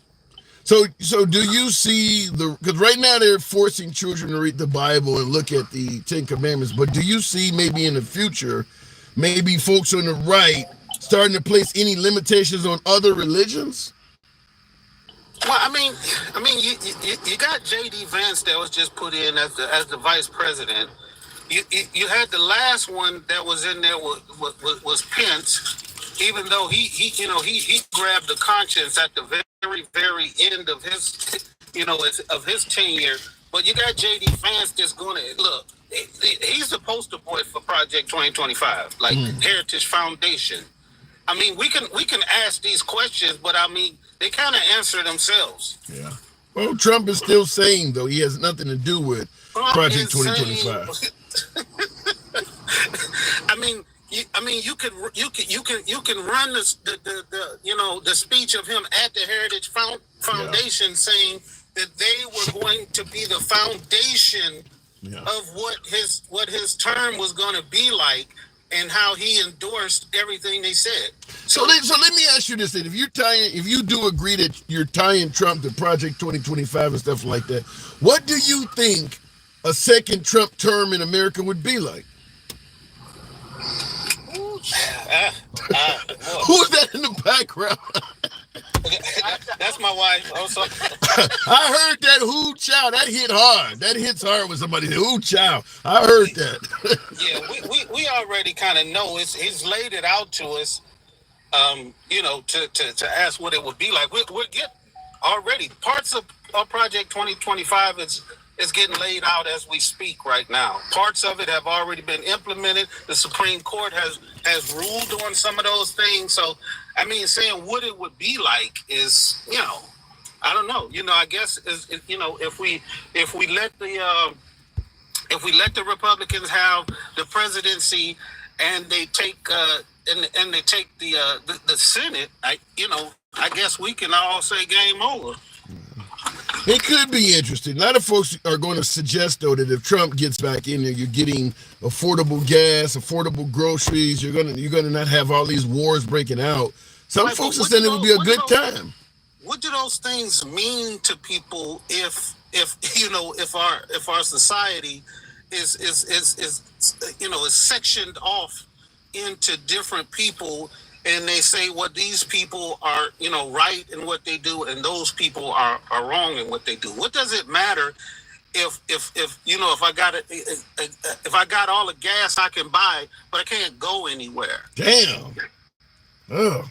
What does it matter if I have all of the food that I can eat, but my rights are being taken away? So I can just sit around and get fat? Is that what we're gonna do? Shit, you should be running this show questioning me with that answer. Wow. Yeah, and I agree with that. That's some powerful shit. Hopefully Trump is not going that far, but there's a lot of folks who feel or fear that he may just do what you're talking about.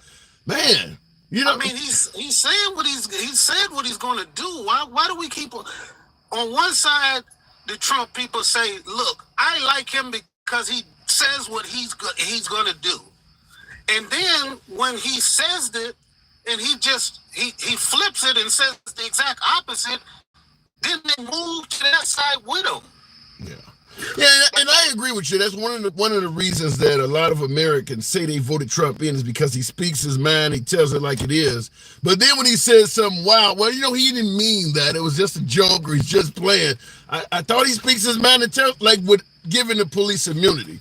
That's something that I'm really concerned about. And he absolutely stated he wants to give police immunity for prosecution. But then when you question Trump supporters about it, well, he can't do that. And he's just saying that, and you're taking that out of context. What happened to speaks his mind? So it is kind of complicated because it's like we're picking and choosing when to believe what he's saying or not. Hey, I got a question. Going back to your original topic, okay? Sure. They, about the corn hub, right?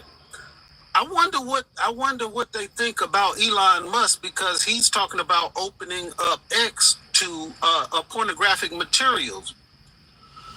Probably wouldn't. They probably would get to him and stop him from doing it. I mean, they like Elon because he leans right, but he probably wouldn't be able to do it. But I gotta assume there are going to be some dudes on the right that don't like that. I mean, I'm assuming everybody that uses Cornhub is not liberal. There's going to be people on the right that use that. So you think that Trump wouldn't allow him to do those things when he just dedicated $45 million a month to Trump's campaign going forward? Well, shit, when you say it like that, then yeah, there'll be some ass and titties on there. When you say it that way. There it is. So now, is this a right wing type of thing, or is this a MAGA type of thing? Because they're totally separate, but people group everything. People group the right conservatives with MAGA, and they're two totally different classes of people. They have totally different ideologies of how the world should run, but somehow the people on the right have got swept up in thinking that they're winning. But Trump is. There's nothing fiscally conservative about him giving more tax breaks. There's nothing fiscally conservative about the plans and making this deportation force, which is going to cost billions of dollars.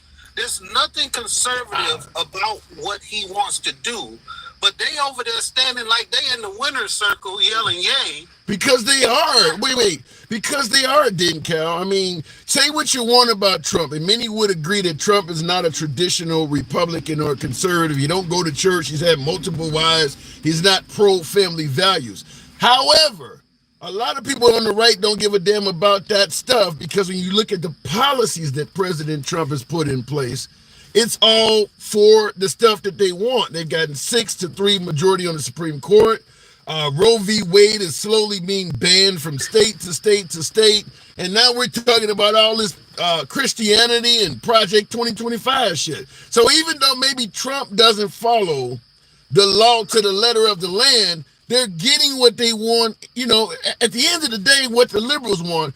I mean, hell, even if Satan gave it to you, you got to endorse Satan because he's giving you what you want. On Trump's side of the aisle, Trump may not be the guy that lives the lifestyle of the things he's putting forth.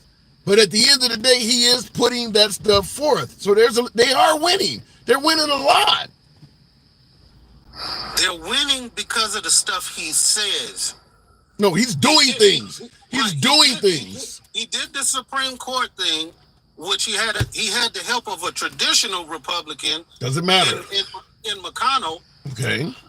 But when these things he's talking about now if they start coming to pass, trust me, they're not gonna be saying that they're winning. Well, because he's gonna start infringing on some of that stuff. Just like you said with the look, Democrats ain't the only people that look at corn. True.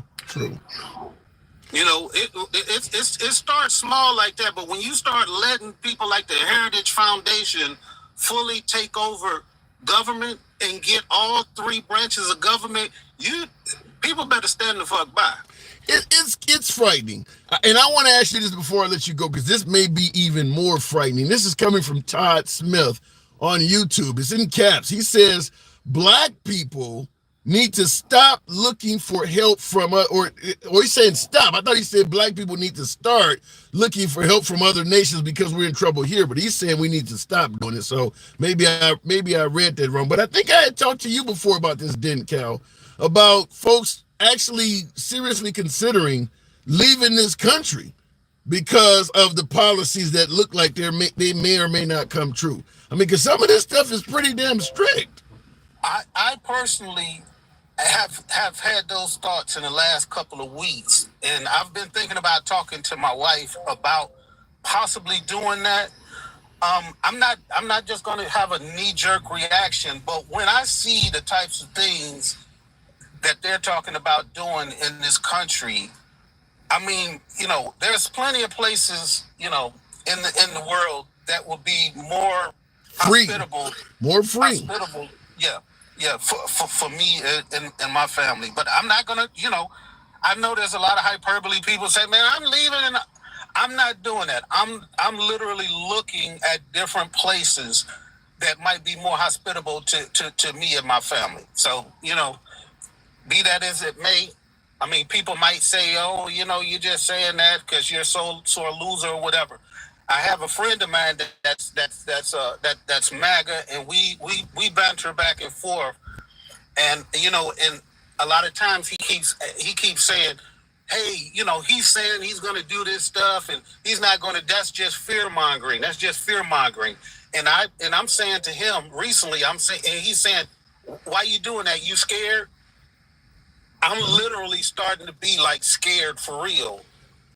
And I'll speak on it because I got a few frightful concerns myself, but I do got to move it on, then, Cal. I certainly will speak on that in a minute. I appreciate you coming through as always. All right. All right. And I've said before in the program, if it's one thing I fear more than anything, it's Trump promising to give police immunity. I don't have any criminal concerns on my record at all. I always use the phrase, my criminal history is cleaner than most police. I don't have anything on my criminal report, but the idea of giving police immunity from prosecution scares the shit out of me. I drive, you guys see me in the damn car all the time. My job requires me to drive, dozens of miles every day. That's when most citizens have interaction with the police. It's usually getting pulled over. I don't want to take a chance that if a cop pulls me over, they have immunity from prosecution. That is a huge, huge concern of mine because Trump stated he wants to do that, but he didn't put it into any significant context of what the hell does that even mean. And my guess is in the next 4 months, he's not going to clear that up. So all I know is that he wants to give police immunity from prosecution. Now, I will say this. A lot of folks would tell you, don't worry about that because he can't do that. It's unconstitutional, which is true. However, with Trump, I have seen Trump do so many things that people said he couldn't do or it would never happen. I don't feel confident at this point saying Trump can't do anything anymore. And I think most Americans, even on the right, would agree that the Supreme Court is now pro-Trump. So the idea that, well, he'll never be able to give immunity, to me, that doesn't sit well anymore. I don't believe that anymore. So, yeah, giving police immunity is indeed frightening to me.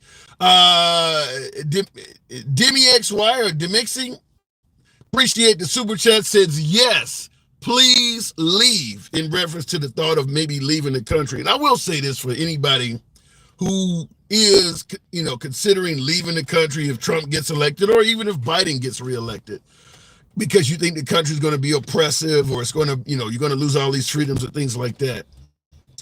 Understand that when it comes to a country being so bad the citizens want to leave, or if you fear some type of dictatorship, DJ Julio, yeah! Thank you for the hat and mustache. By the way, tap the screen, folks. Get the likes up to about 80,000. Still got 700 plus of you in here rolling with me on this Tuesday afternoon. Thank you for being here. This is Uncensored Dialogue. Both sides of the aisle, all sides of the aisle, left of Bernie Sanders from having dinner with Q. Everyone gets to speak. That's how we've been doing it from day one. We'll always do it that way. We are MAGA friendly. In regards to leaving the country, briefly, I do personally believe there are people that will be on the chopping block if Trump gets elected. Simply put, Steve Bannon, who's now currently serving a 4-month prison sentence, but Steve Bannon, Trump's right-hand man, has already stated the likes of General Milley, S. Fry Daddy with the Galaxy. Thank you. Thank you very much, S. Steve Bannon has already stated that Comey, Fauci, Pence, he came out and named all kinds of folks that will be investigated. So he's made it clear, at the very least, we're going to investigate a bunch of people.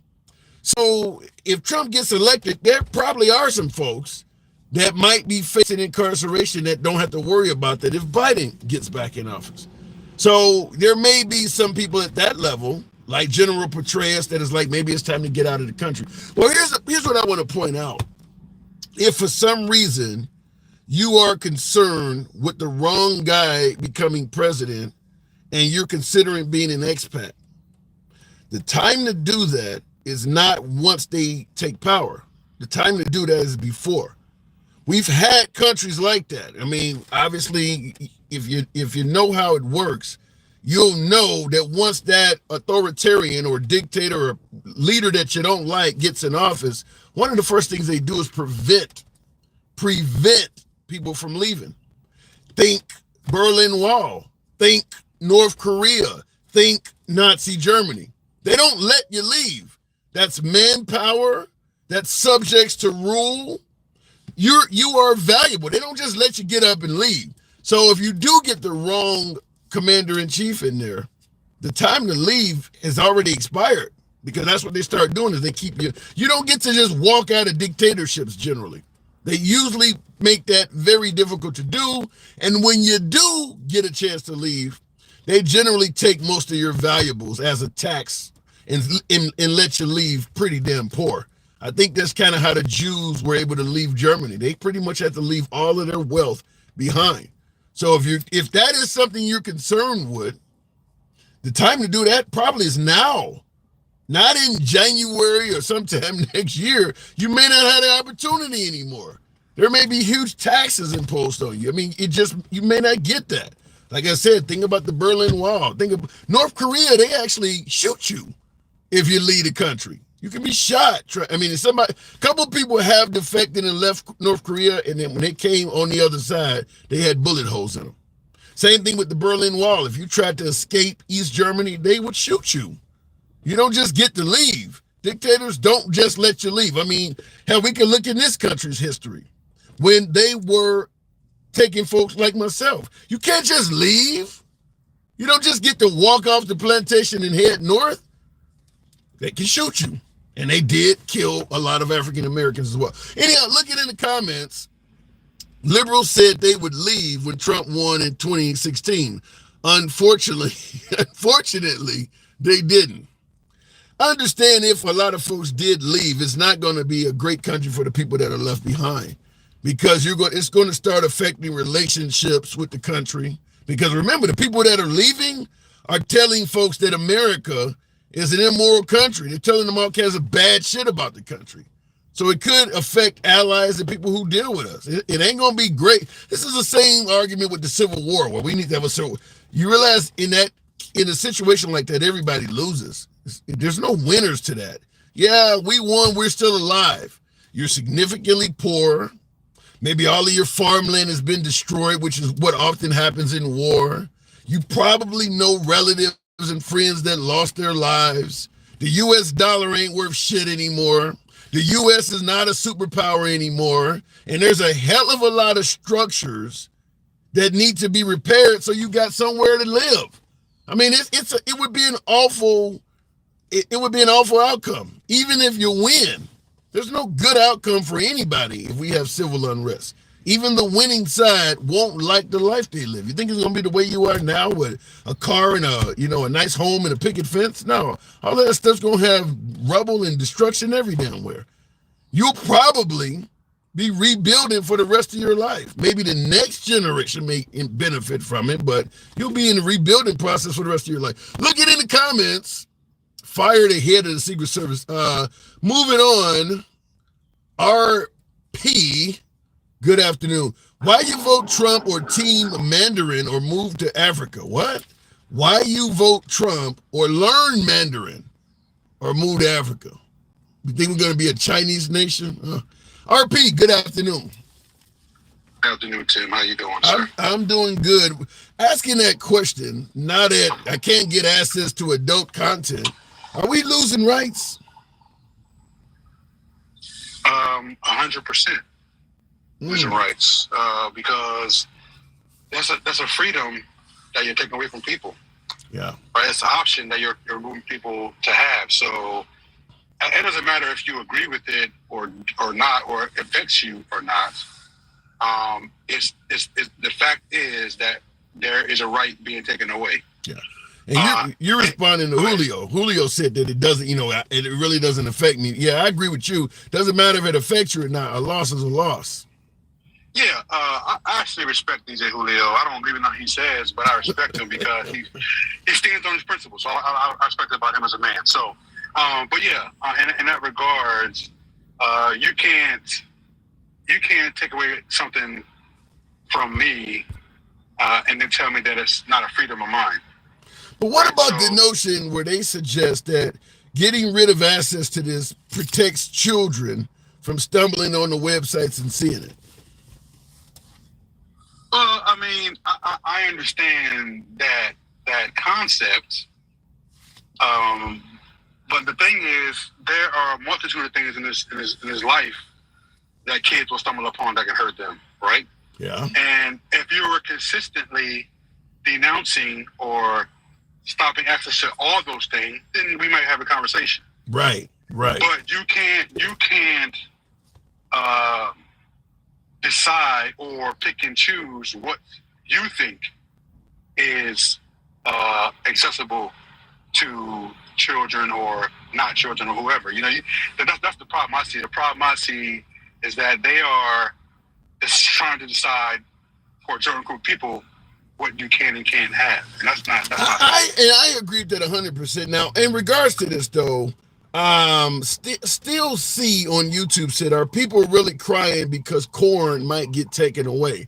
Yeah, people use it to help them sleep, to relax them. Yeah, people use, just like folks are crying that bump stocks got taken away. Tell me that shit's necessary. So yeah, people use it.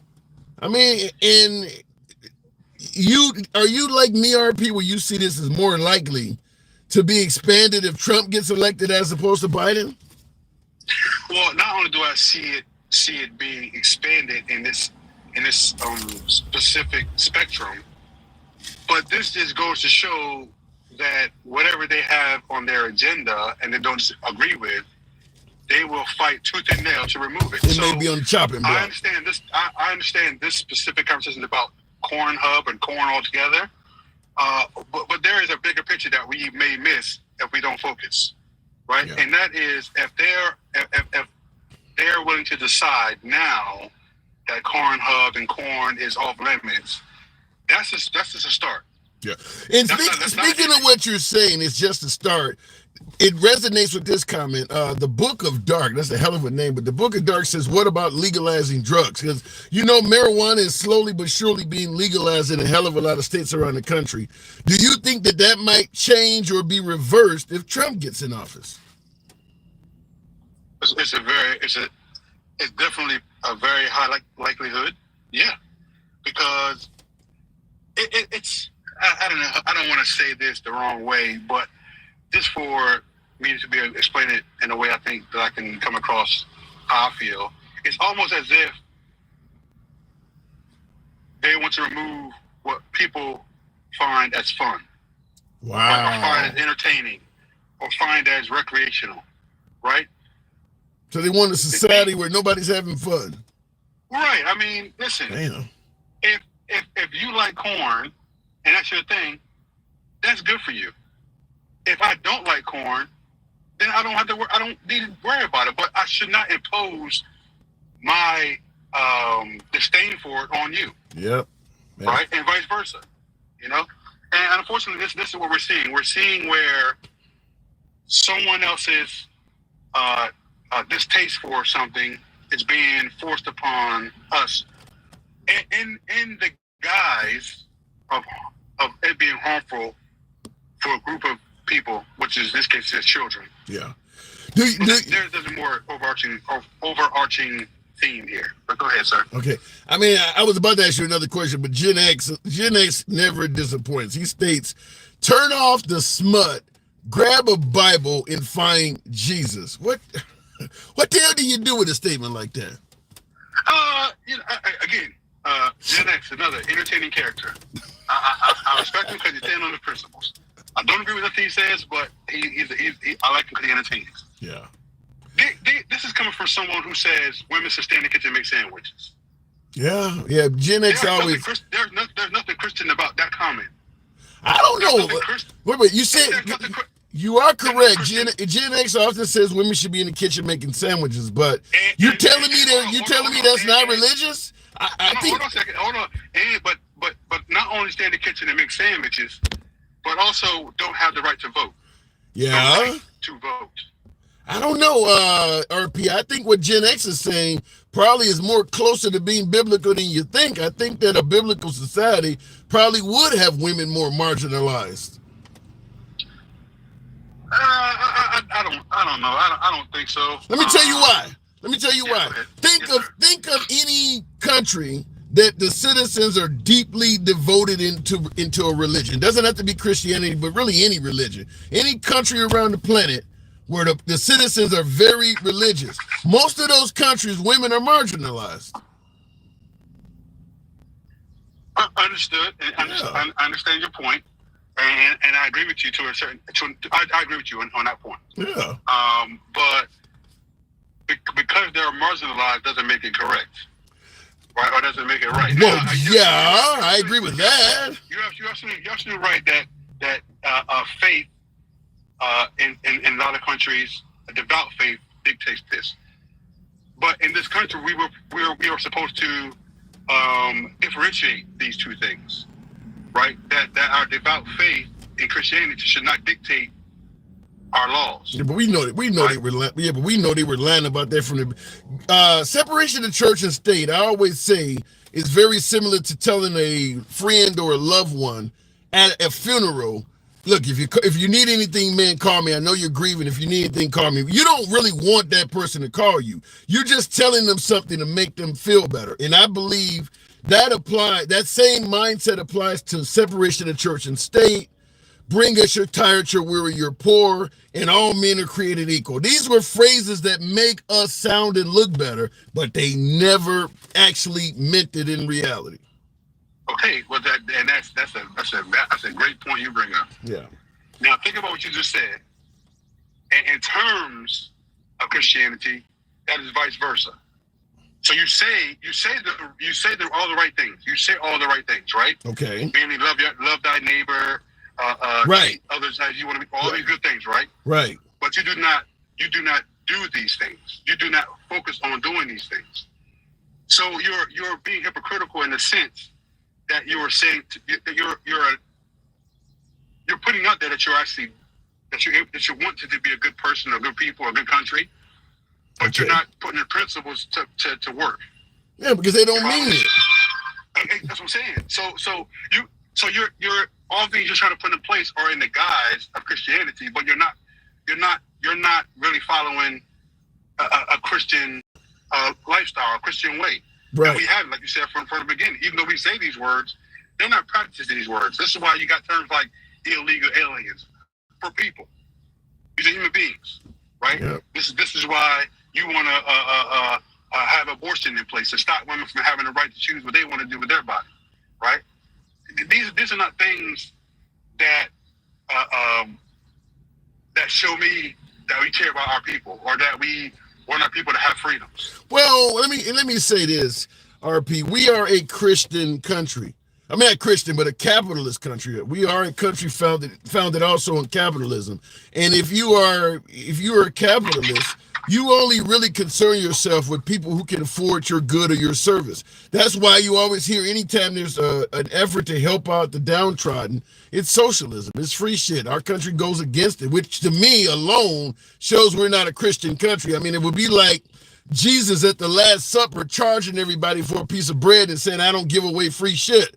Pull yourself up by your bootstraps. So to me, capitalism itself goes against the Bible. Yeah, 100%. And I don't want to get too religious on you here, Tim, but in the Bible, there's a story about how Jesus went to the temple and flipped over the tables because they were selling goods in the church, and Jesus was upset about that because he understood that his name or his father's name wasn't meant to be for profit. So yeah, capitalism is definitely a slap in the face to a Christian society. But again, that's the whole point we're talking about, right? So like we talk about let's say for instance a social issue in this country, a big one, homelessness, right? So instead of trying to find ways to help people from being homeless, we find ways to say, oh well, that guy's a bum, he need to find a job or get on, pick himself up by the bootstraps. These kind of terms. Right. Instead of saying, okay, this person is down on their luck, how can we help this person? And he ain't saying that you got to feed them every single day, or but you can help them with a skill, help them, I don't know, get into a church. I don't know, something besides looking down upon that person. But that's not how the society works. You know what I mean? Yeah. So homelessness, welfare, all these. That's not how our society works. Yeah, correct. Our society, correct. Yeah. Yes, you're absolutely right. Yeah, absolutely right. So, it's very interesting to see these things coming about. It's not interesting. That's kind of scary. But these things coming about because, again, this is only the beginning. These individuals not even in power yet, mind you. Yeah. And it's happening already. So and there's a very good chance that could happen, that the individuals who want these things to come to fruition get in power, it's going to be a whole new ballgame. Wow. Scary times, RP. Appreciate you coming through, man. Thank you. Yes, sir. Anytime. Have a good one. You too. And I will say this. I took a lot of flack, at least on my YouTube side, for stating that capitalism kind of goes against the Bible. A lot of folks like, that's stupid. It makes no sense. Well, as I stated, capitalism is about making money. It's about your bottom line. If you're selling a good or a service and a potential customer does not have enough money for your good or service, you generally don't have any time for them. Your only focus is on people who can purchase your good or your service. That's how capitalism works. If you walk into a store and you have no money, the people that own the store would rather you not be there. So I don't understand why that doesn't make sense. But I want to point out that we know even the essentials in life are often not available to people who can't afford them, such as health care and things like that. How many people in this country are actually incarcerated simply because they didn't have enough money to stop it from happening? Some of them are not even actual fucking criminals, but they are incarcerated simply because they didn't have enough money. That sounds Christian-like to you? That people are going to jail because they too poor? Does that sound Christian? I think everybody would acknowledge that if you have money, you have a better chance of staying, of beating the system. This is a Christian country and that's happening in it? Really? So, yeah, I do believe the idea that America's a capitalist nation and a Christian nation simultaneously makes no sense at all. Keep in mind, what was the purpose of slavery? To make money. Is that Christianity to you? That you're using human beings under the fear of death? That's how our nation was founded. I'm not talking about anybody now, but that's how our nation was founded. Is that you were able to use human beings for profit. Christian nation. And back then, our nation was very, very much devoted into religion. Using humans to make money. And by the way, and for folks, it wasn't really like that. It was meant to build the nation, agriculture, and they were doing shit like making the folks beds, breastfeeding their children and shit like that. God designed you as a mother you don't need to bring a person in out of the damn fields and force them to breastfeed your kids so you can have free time. So yeah, the idea that Christianity and capitalism go hand in hand doesn't make sense to me. I do believe that if we were a true Christian nation, we'd have a lot more socialist policies in this country, because I assume that, I grew up Christian. I assume that the God that I was taught would care about the downtrodden. He wouldn't ignore them because there was no way to make a profit off of them. We do that in this country all the time. If I can't profit off of you, you'll leave a person on the side of the damn road. If you own a tow truck company and you know somebody 10 miles away is stranded and they need assistance, you're not going to go pick them up if they don't have money. It's about making money. That's it. It's not about compassion or any of that other shit. It's about making money. Does that go against Christianity? I'll let you decide. Look it in the comments. You need to go down a few, you need to go down a few rabbit holes and understand better what you're talking about. Tina, I would love for you to take me there. Tina from Pasadena. I thought I was already kind of going down a freaking rabbit hole. Blessed are the poor, for they still inherit the kingdom of God. So in other words, what's going on earth is irrelevant then. If you don't give a damn about the poor, then why should the poor give a damn about the Bible? I mean, because that's what blessed are the poor, but they still should inherit the kingdom of God. That's eternal. What about what they're going through right now on earth? If I'm homeless and I'm 25 years of age and I have a chance to live a long, healthy life, what good right now while I'm sitting here homeless, starving, does inheriting the kingdom of heaven do for me right now? It's useless. That's later. That's late. That is useless right now. Yeah, you're poor, but you'll inherit the kingdom of God. Good luck finding something to eat. That's useless right now.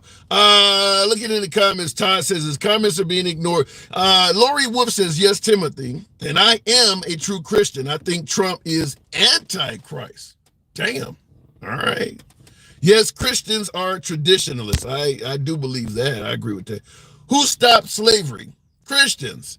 If we were a Christian nation, it would be a very different country.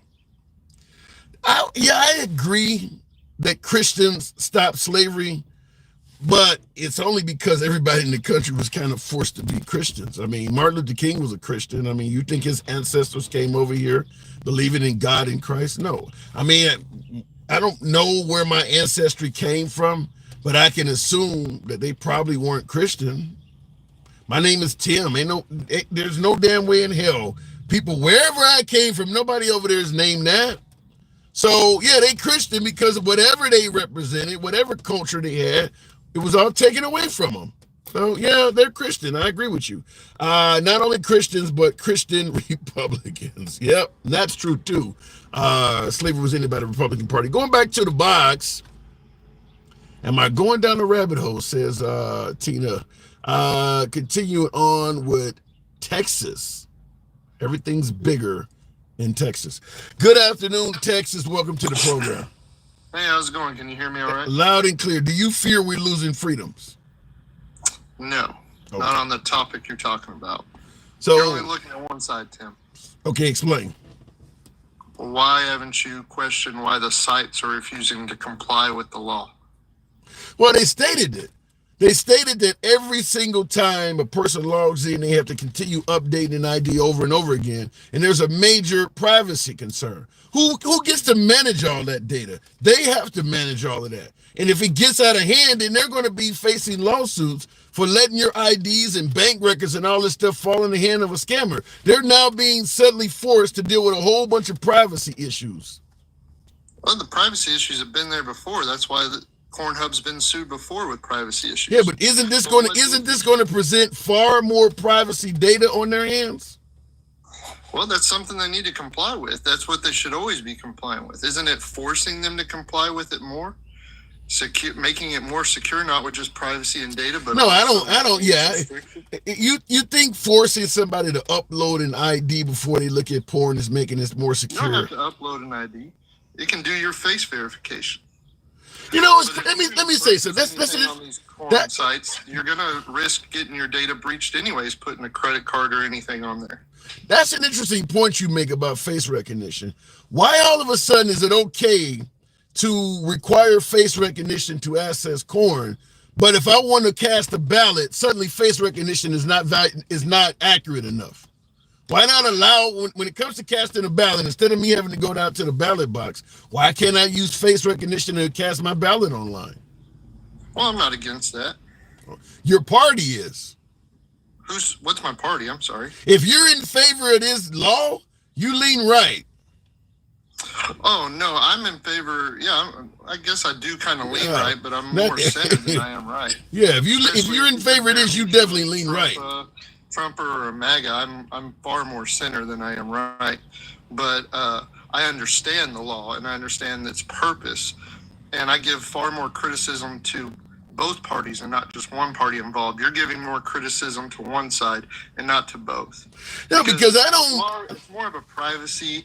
Oh, what if we get all this on here? We're more subject. Everything's subject to data hacks and breaches on the internet. Okay, that's a cop out. That's a deflection. Here's what I don't get. Hold on, hang on. Kids can't access porn sites when they shouldn't be able to. Here's what I don't get. My personal phone that I use and I'm responsible for, why should my personal phone be banned from accessing sites because they fear some kid is going?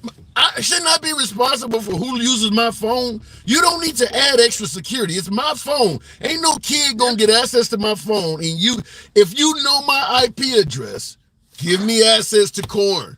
No kid is using my phone. Exactly. And why haven't the sites come with something like that, saying, hey, look, we can tell all these have been verified through phone numbers, IP addresses, but they're not. Instead, they're just shutting off access. No one but the sites are shutting off access, but you're blaming the law. Because I think the law is overreach. I don't think the law was necessary. I mean, is it really that many children? I don't think it's necessary either if you're a responsible adult, but here again, we often do laws to protect children. So if it's in the name of protecting children, I think we can all subject ourselves to a little inconvenience. Well, how about showing a study that gives us some type of evidence of why people are saying these sites are so harmful to children? I haven't heard of a bunch of children being harmed because they're accessing this site online, and what are they going out raping people? I'm not hearing this stuff. It sounds like they think this is happening, and they're passing a law based on what they think is happening. Hey, I'm going to sit here and tell you, I'm a child of the 90s, late 80s, early 90s. I saw all kinds of graphic stuff on the internet. Right. That was not restricted. It probably would have been better for some of us if we didn't see that stuff. I know some people that were scarred by, I don't know if you ever saw Faces of Death. Yes. That was a big thing that goes around. Yep. I had a buddy that had to go to therapy over that for a long time. But wait a minute. We're in 2024, Texas. All you got to do is buy the latest Call of Duty game. It's pretty graphic now. When you pop somebody, blood goes flying and every damn thing. I mean, and a kid can't walk in there and buy that by himself, can he? Yeah, but what are you going to do? Put a code on there? Once the parent buys it, the kid has access to it. Are you going to start limiting that too? That's leaving it up to the responsibility of the parent to make sure that they want their kid playing that game or not. And there's a lot of kids that don't get to play that game. Right. So why not do it? Why not do the same thing with the computers? It's already restricted for kids, just like they're trying to restrict corn sites for kids. You're not making a valid point. You're actually arguing with the point that there's restrictions. No, the point I'm arguing is I don't see this whole rash of children that are being harmed, that are sitting around watching this stuff all day and are being destroyed. I think they're making a problem out of something that doesn't really exist. Where are all of these kids? Where are the psychologists talking about all of these children that are being affected by watching this stuff? I've seen a lot of studies where they talk about screen time with kids and how it's affecting their social abilities and things like that. So if it's something that's going to deter their screen time, we didn't grow up with screen time like that, Tim. We don't know how it's going to affect. Wait. Now you're going away from corn to just sheer screen time. I'm talking about corn to video games. So that's still under the screen time, Tim. No, but I'm not talking. We're not talking about screen time. They banned corn under the guise that it's harming children. They didn't ban it. Well, they're making the sites do what's necessary to restrict access to minors. But that's what I'm coming at you with. Where is all of the evidence? 2 days in a row, I've been waiting in the box, probably because of misinformation.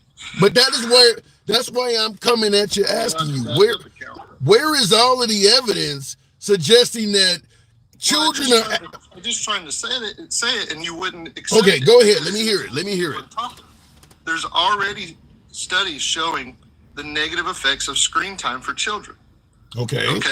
So me and you, growing up before there was sites available, if we got our hands in our dad's stash of dirty magazines, or some of us had to resort to Better Homekeeping, or National Geographic to pleasure ourselves in that way, as a young boy will do, what are they going to do when they have full access on their screen and parents aren't looking at what their kids are watching, not, watching how much screen time they're getting. It's all things that might help with the screen time and the negative effects it has on these kids. That's but what you don't want to look at that. That doesn't validate your upset. No, it doesn't. It makes it. I tell you, with all due respect, it makes no sense to me. When I was 14, I had my own VCR. I had access to everything from Nina Hartley to Angel Kelly. I watched a lot of it even when I was 13, 14. I turned out all right. I don't think what you're talking. Your parents also told you to get your ass out the house and do something. You're not going to sit in here all day either. No, well, I got what I needed to get, and I went outside and played. So the kids nowadays aren't doing that, man. I got a 17-year-old in my house I barely get to see because he's wrapped up in his room. You know what I mean? Love him to death, but it's different for them. The access is more. You can't deny that just because your childhood wasn't that way and you did something different. Yeah, but here's the point of it. What the climate is for kids nowadays, and you're refusing to do that because it doesn't validate your argument. No, it doesn't validate it at all, because we're talking about corn and you're squeezing in screen time, which could be everything from Facebook on down. I agree. Hold on. By deflecting and saying, well, what about these video games? No, I agree that screen time may have its issues, but I don't believe there is so many children being harmed by corn that they needed to do what they're doing. I don't think legislation was needed under the guise that so many children are being harmed by this. A lot of people don't feel that kids don't need to sit around and watch corn all day. I mean, if you agree that they should be able to do that and do that as much as they want, that's your opinion.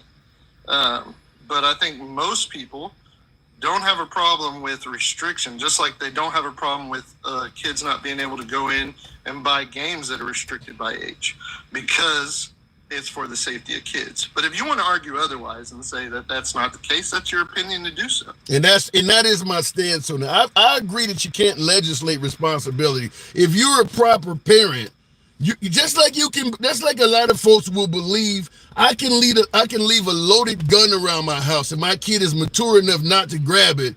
But if I leave the computer unlocked, they suddenly lose all their maturity. That doesn't make sense to me. Well, what has started happening with people that leave guns around and have access to it? They get neglect charges or involuntary manslaughter charges. But they're not passing laws. So you can't say that. They're not passing laws. Let me see a law that requires the parent keep their guns locked up so the kids don't have assets. They're not passing laws. They're only passing laws about guns reactively. This law about corn is proactively.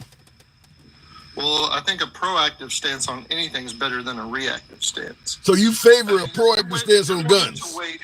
If you're wanting to wait till there is actual evidence of negative effects of things on kids before reacting to it, I mean, I'd say you're behind on that, and that's a poor stance to take. But I mean, that's your opinion. Yeah, and I agree with it. So you do believe they should pass a proactive law on guns? Yeah, sure. Okay, but they don't. I know. I can't. Right. Hey, if it was on the ballot, I'd vote for it. All right, and that's my point, is that they're not doing this to protect kids. They're doing it biblically. If you cared about protecting kids, you wouldn't allow parents to leave guns unlocked. They seem to care about children when it's in line with biblical prophecies, but when it's not, they don't give a damn about them. Well, that's putting it, again, all on one thing. You have yet to acknowledge that the sites are refusing to comply. And you're giving the sites an out when there is a huge number of child porn being circulated around through these sites.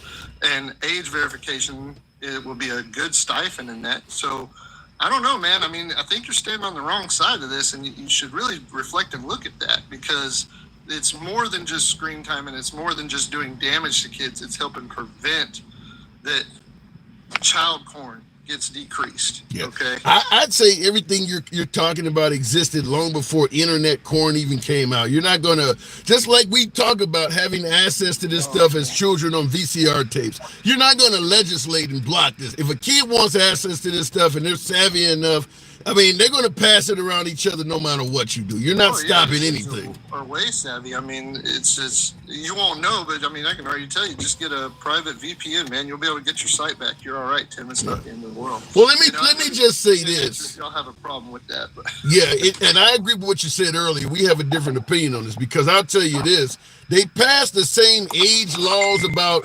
accessing alcohol and cigarettes. You got to be 18 to get cigarettes or to get access to alcohol. Yet the overwhelming majority of Americans in this country that drink or smoke all started doing it before they were 18. Almost anybody you bump into that smoke cigarettes or drink alcohol had their first cigarette or their first drink before they were 18. So the age process, all of this age verification shit, it didn't stop any of these people. They're still getting it. Differ there.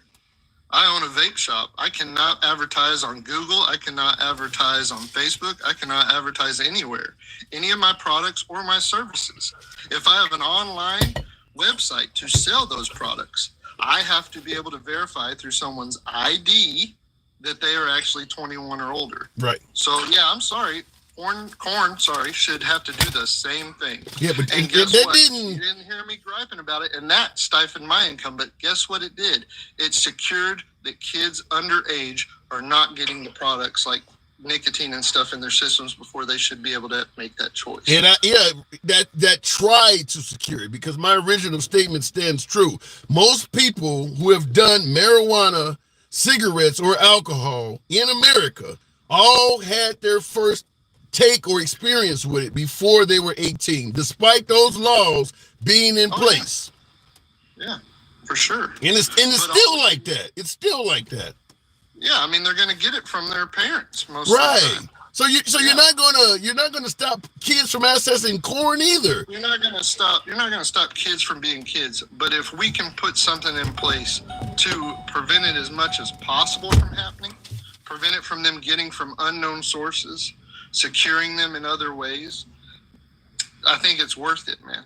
Yeah, I think it's all but a security blanket, but we can agree to disagree. I got to move it on, Texas. I appreciate you coming on. Always welcome back, man. All right, have a good one. You too. Moving the program on. Yeah, I see a lot of folks do favor this. I have two issues with it. First of all, I don't believe it's a big enough issue that they need to pass a law. Very similar to, transgender women playing on the wrong team. They're passing laws and stuff. I don't think it's a big enough issue to pass a law. That's the first thing. My second issue is more concerning. I don't believe they're going to stop at this. I don't believe this is the last. I believe this is step one.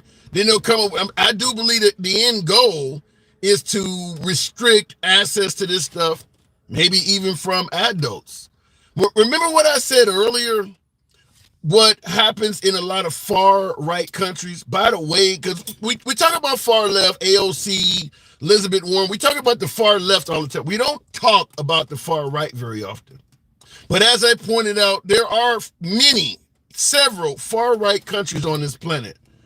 And when I talked about marginalizing women, corn is also severely restricted in far-right countries. Think of a far-right country. Getting access to that stuff is something that is very difficult in most far-right countries. So, like I said, we have no problem talking about the far left. But just imagine how far-right countries are governed around the world.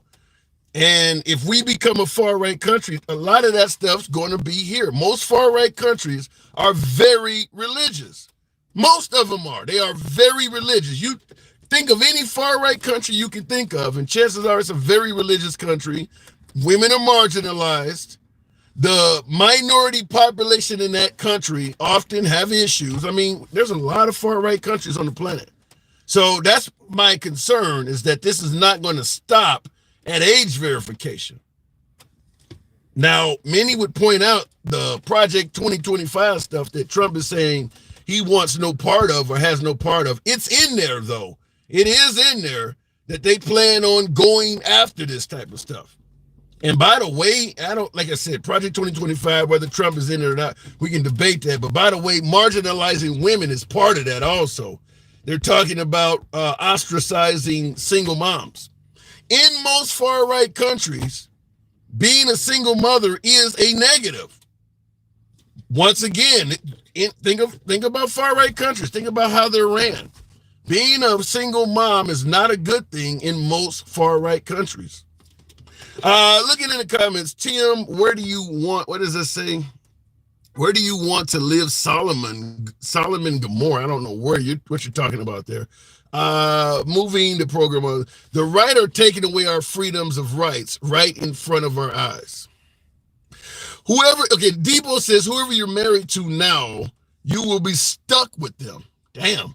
Well, I don't want to buy into that, but it does allude to another point I would make. In far right countries, it is far more difficult to end a marriage. Just from the religious aspect of it. You know, what has been joined by God, let no man put asunder. So once you are joined together by God, you take that unity, if I can get the word right, or you have that union in marriage. Yeah, it's hard to break up. Most far right countries don't favor divorce. Like I said, we talk about far left all the time. We don't talk about far right. A lot of the far right stuff you see worldwide, it is in Project 2025. Is Trump part of that at all? A lot of people say no. However, he is not very outraged about it. I mean, he said it was ridiculous. He said he don't have nothing to do with it. It's kind of extreme. And he kind of left it at that. He sure had a lot more to say about everything from taking a knee during the anthem, taking down Confederate statues. I mean, he had a lot of outrage on that stuff. Project 2025 is a 900-page document that is really far to the right. His criticism of it is fairly limited compared to a lot of the stuff I just mentioned. He was talking about that stuff at every rally.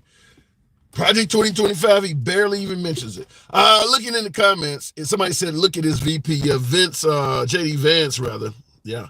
Most of the places Trump calls shitholes are far-right governments.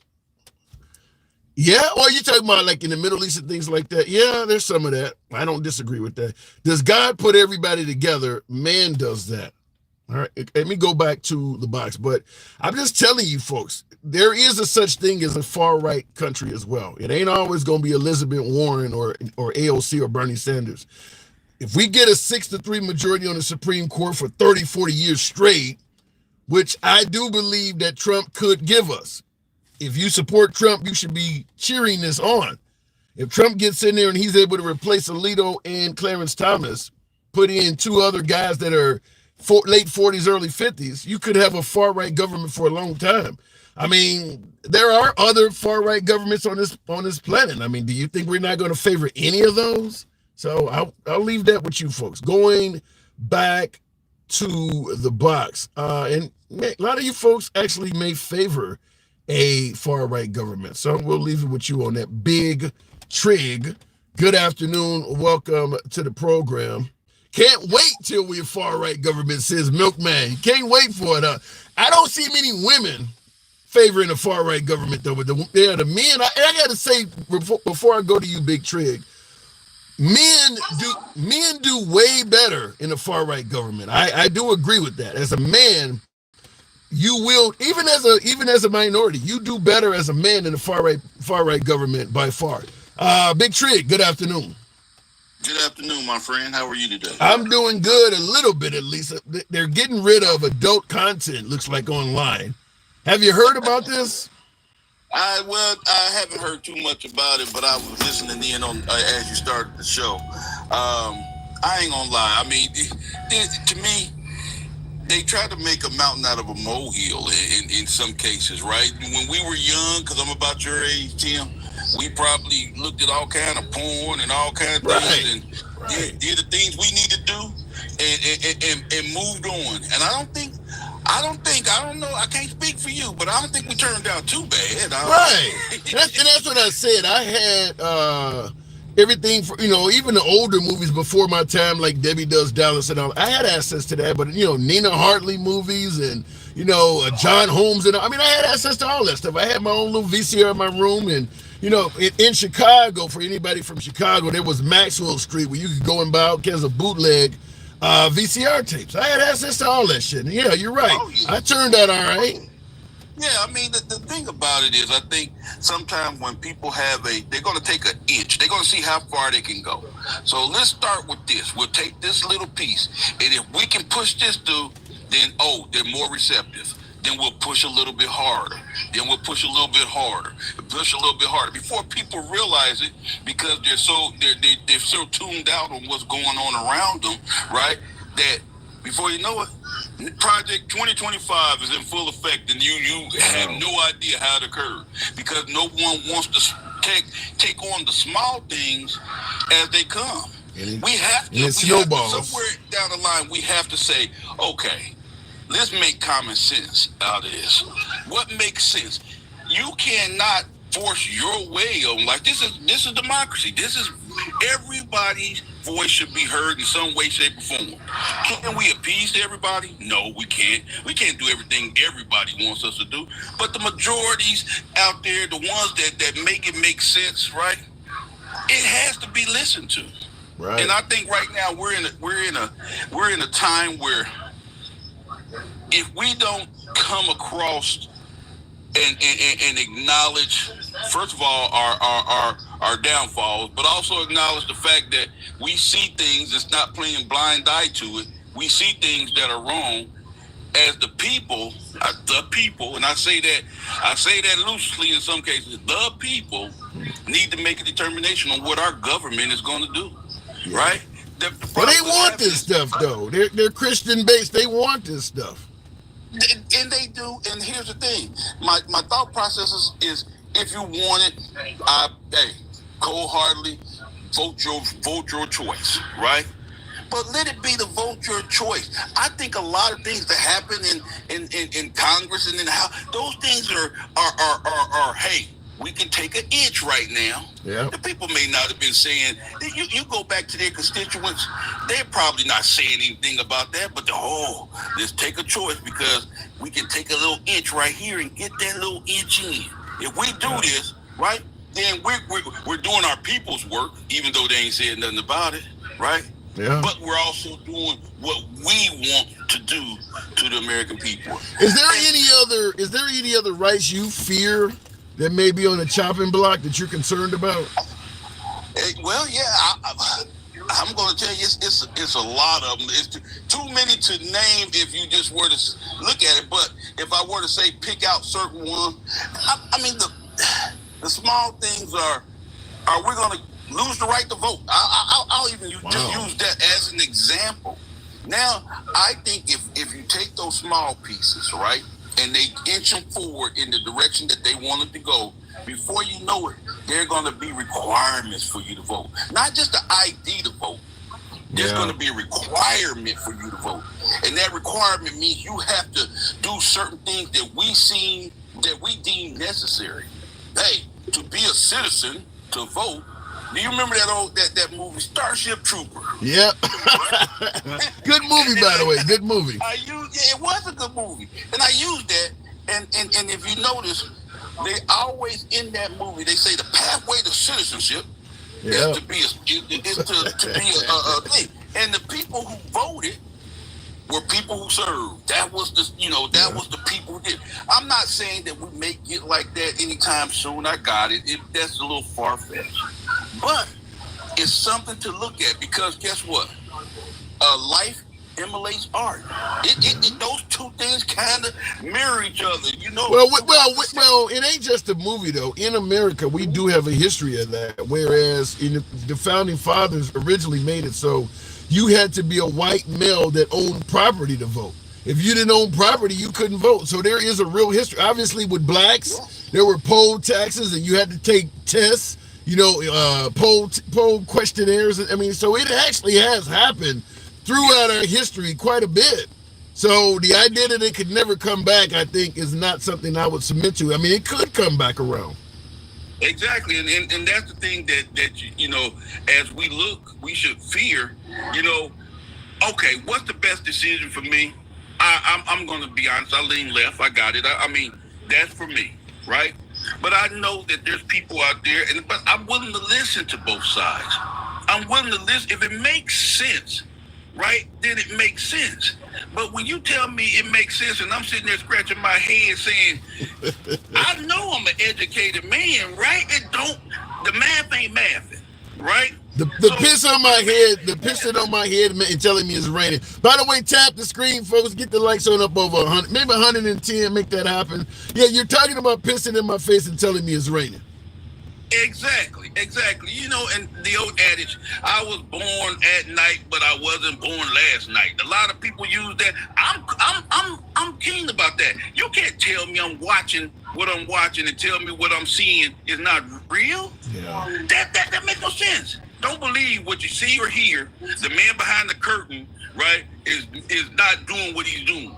Yeah, but the man behind the curtain is. Well, let me run this one by you. It's meant for me to address, and I certainly will too. Foster on YouTube says, Tim, I support you, but these are bad. He says, be grateful God gives us our rights and not the government. Could be a very different country. He says corn is destroying young men. I'm only 19 and it's much worse for my generation. Do you see where pornography is destroying young people?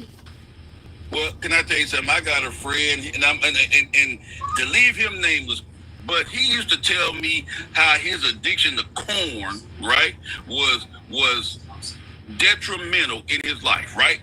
Detrimental. But now we're talking about a man that was telling me he was using and watching corn daily. He was using it in substitution of recreational activity. He was using it as a come in the house after work and stay in there till the next day, go to work watching corn, right? Mm-hmm. To me, yes, that is definitely a problem. I gotta push back and say this. As long as he ain't committing crimes and he's paying his taxes, does it really matter? But here's the thing. Yes, you're right. But he also was a married man that had family, and he lost touch with them, and it didn't end quite well. So that there is something to excess that you can do, right? We know that. I mean, let me interrupt to say this, Big Tree. There's a lot of married men that are not addicted to corn, and they not having sex at all. I mean, is that disruptive to guys? I mean, that could go anywhere. Yeah, but that's something they should discuss within their marital home, right? If it's like that, then maybe some things they need to talk about, right? Yeah. But if your addiction to the corn is preventing you from sharing a life with your family, you may be going a little too far. All right, you might. You got a lot of folks that are workaholics that never come home to their family because they're working double shifts every damn day. You want to outlaw that too? I mean, that ain't working 2 and 3 jobs is not good for a marriage either. They want to outlaw that? No, I agree with you. Don't want to outlaw it. I'm just saying, could it be used to excess? It's that individual. He's making the choices, right? He's doing what he's doing. Now, I'm not saying outlaw because, like I said, I grew up in a time where you grabbed them magazine, Playboy, and all that stuff, and you handled your business in the bathroom or wherever behind a locked door until somebody walk in and say, "What you doing?" Right? And you out there, and then you jump up and you move it on. Right. But to me, it has to be something that there's a lot more important things right now that we need to be discussing than finding ways to block saying that kids are being affected by porn because we're not seeing it in society as a whole. Fair enough. If you are. But I can tell you where they are seeing it, when they're getting shot dead in the streets, right? And but that's not a big issue. So those things right there scare me. And it'll never make one side or the other happy, right? No one's ever going to completely agree. But I think with programs like this, and if we get people in government that are there for the right reasons, right? Right. then we can make some positive change, and it could be beneficial to both sides of the aisle. That's my thought. I can't argue with that, Big Trig. Appreciate you coming in, man. Thank you. Always, my friend. You have a good one. Same. I disagree, Foster, and thank you for your support of the program and your super chat, Foster. Definitely want to say thank you, but I do disagree with you that corn is destroying young men. You said I'm only 19 and it's much worse in my generation. Now, well, let me say this. I don't want to totally disagree with you because a lot of folks are saying. I think Bill Maher on HBO, his HBO special last week was talking about, screen time. What one of my viewers was telling me, it's made it so that young men do not know how to court women anymore because you're doing so much online. They don't know how to interact face to face. So I will retract some of that. I can see where there's some degradation in social skills due to the internet. But that's not just coming from Cornhub. I mean, that's coming from Facebook. That's coming from, what you guys are doing now. I mean, people put hours of FaceTime in many different facets of the internet. If you want to get people back to interacting with each other socially, you'd have to really, for the most part, restrict access to the internet overall. Because maybe the person isn't on Cornhub, but maybe they're playing games all day, or maybe they're on YouTube watching videos all day, or scrolling on TikTok all day, or looking at Instagram all day. All of that stuff has probably a detrimental effect to social development, because as a society, we are not interacting with each other as much as we used to. When we grew up back in the 70s, 80s, and 90s, you wanted to meet a young lady or whatever, you had to holler at her face to face. Run a little bit of game on it and see how that worked, and see if you can soften her up. Nowadays, it is all done on the internet. I mean, by the time you meet her, y'all ready to bang. I mean, you got sites that are totally devoted to that. So it is some difference, but why would they target the adult industry, in my opinion? I'm not a fan of that because, as I said, people are using that, and you're not going to get rid of FaceTime. The issues concerning FaceTime and too much time on the internet by getting rid of one particular type of entertainment. All of that stuff affects that. All of it does. So what's next? This is where I have an issue with it. Everybody said, well, look, it's just this, or they just requiring age verification. Why is it that when we talk about gun laws, particularly to my folks on the right, my beloved MAGA, the view is, we don't allow folks to infringe on our gun rights because if you give them an inch, they'll take a mile. Therefore, any gun law is bad because if you give them an inch, they'll take a mile. Why isn't this being viewed that way? If they start with corn sites, what else are they going to deem that is harmful to children or they don't want around? What's next? LGBT sites? Maybe sites that feature interracial discussions and couples on them. What's next? If you can see that clearly with the Second Amendment, it's the same thing about abortion also. I've used the same argument in regards to abortion. It's not banning it, it's just giving the power to the states. And then they go for in vitro fertilization, they go for the morning after pill and all these other things. They clearly are going beyond the inch now. When it comes to the Second Amendment, you can see it clear as day. If we allow them one gun law, they're going to go towards something else. But then suddenly when it becomes laws you favor, that whole mindset goes away, even though it still exists in reality. I use the perfect example, in my humble opinion. If you allow, let's say, Beto O'Rourke, as he yelled out, you're damn right, I'm going to take away your AR-15s. Most gun owners know he would not stop at that. Let's say he bans the AR-15 and he can demonstrate how many people's lives have been saved that would have been shot with an AR-15. He's not going to say somebody would have picked up a pistol. That's not even going to be part of his data. He's going to show you, look, I saved all these lives by banning the AR-15. What's the next step? Well, if it worked with the AR-15, okay, now we're going to do it with shotguns because the goal is to save lives. Well, the abortion argument's the same shit. If the goal is to save the life of the unborn, you're not going to stop at states' rights. We're saving a ton of babies in the South but they're still taking their lives in the North. If you're for saving the life of the unborn, you're going to start going against those states in the North as well. That doesn't make sense. That you're for saving the life of the unborn, but you're okay with it happening if they can go across a river or across a border to another state. Just like if Beto O'Rourke gets to ban the AR-15, the next step is to go after a different type of pistol. If the right gets to ban abortion at the state level, the next obvious step, if you're really about saving babies' lives, is to go federal. Anybody telling you otherwise is lying to you. It's about saving lives. It ain't about just the states. You're about saving the lives of babies, which is what we're doing with Cornhub, claiming that we're saving kids from being abused. Where does it end?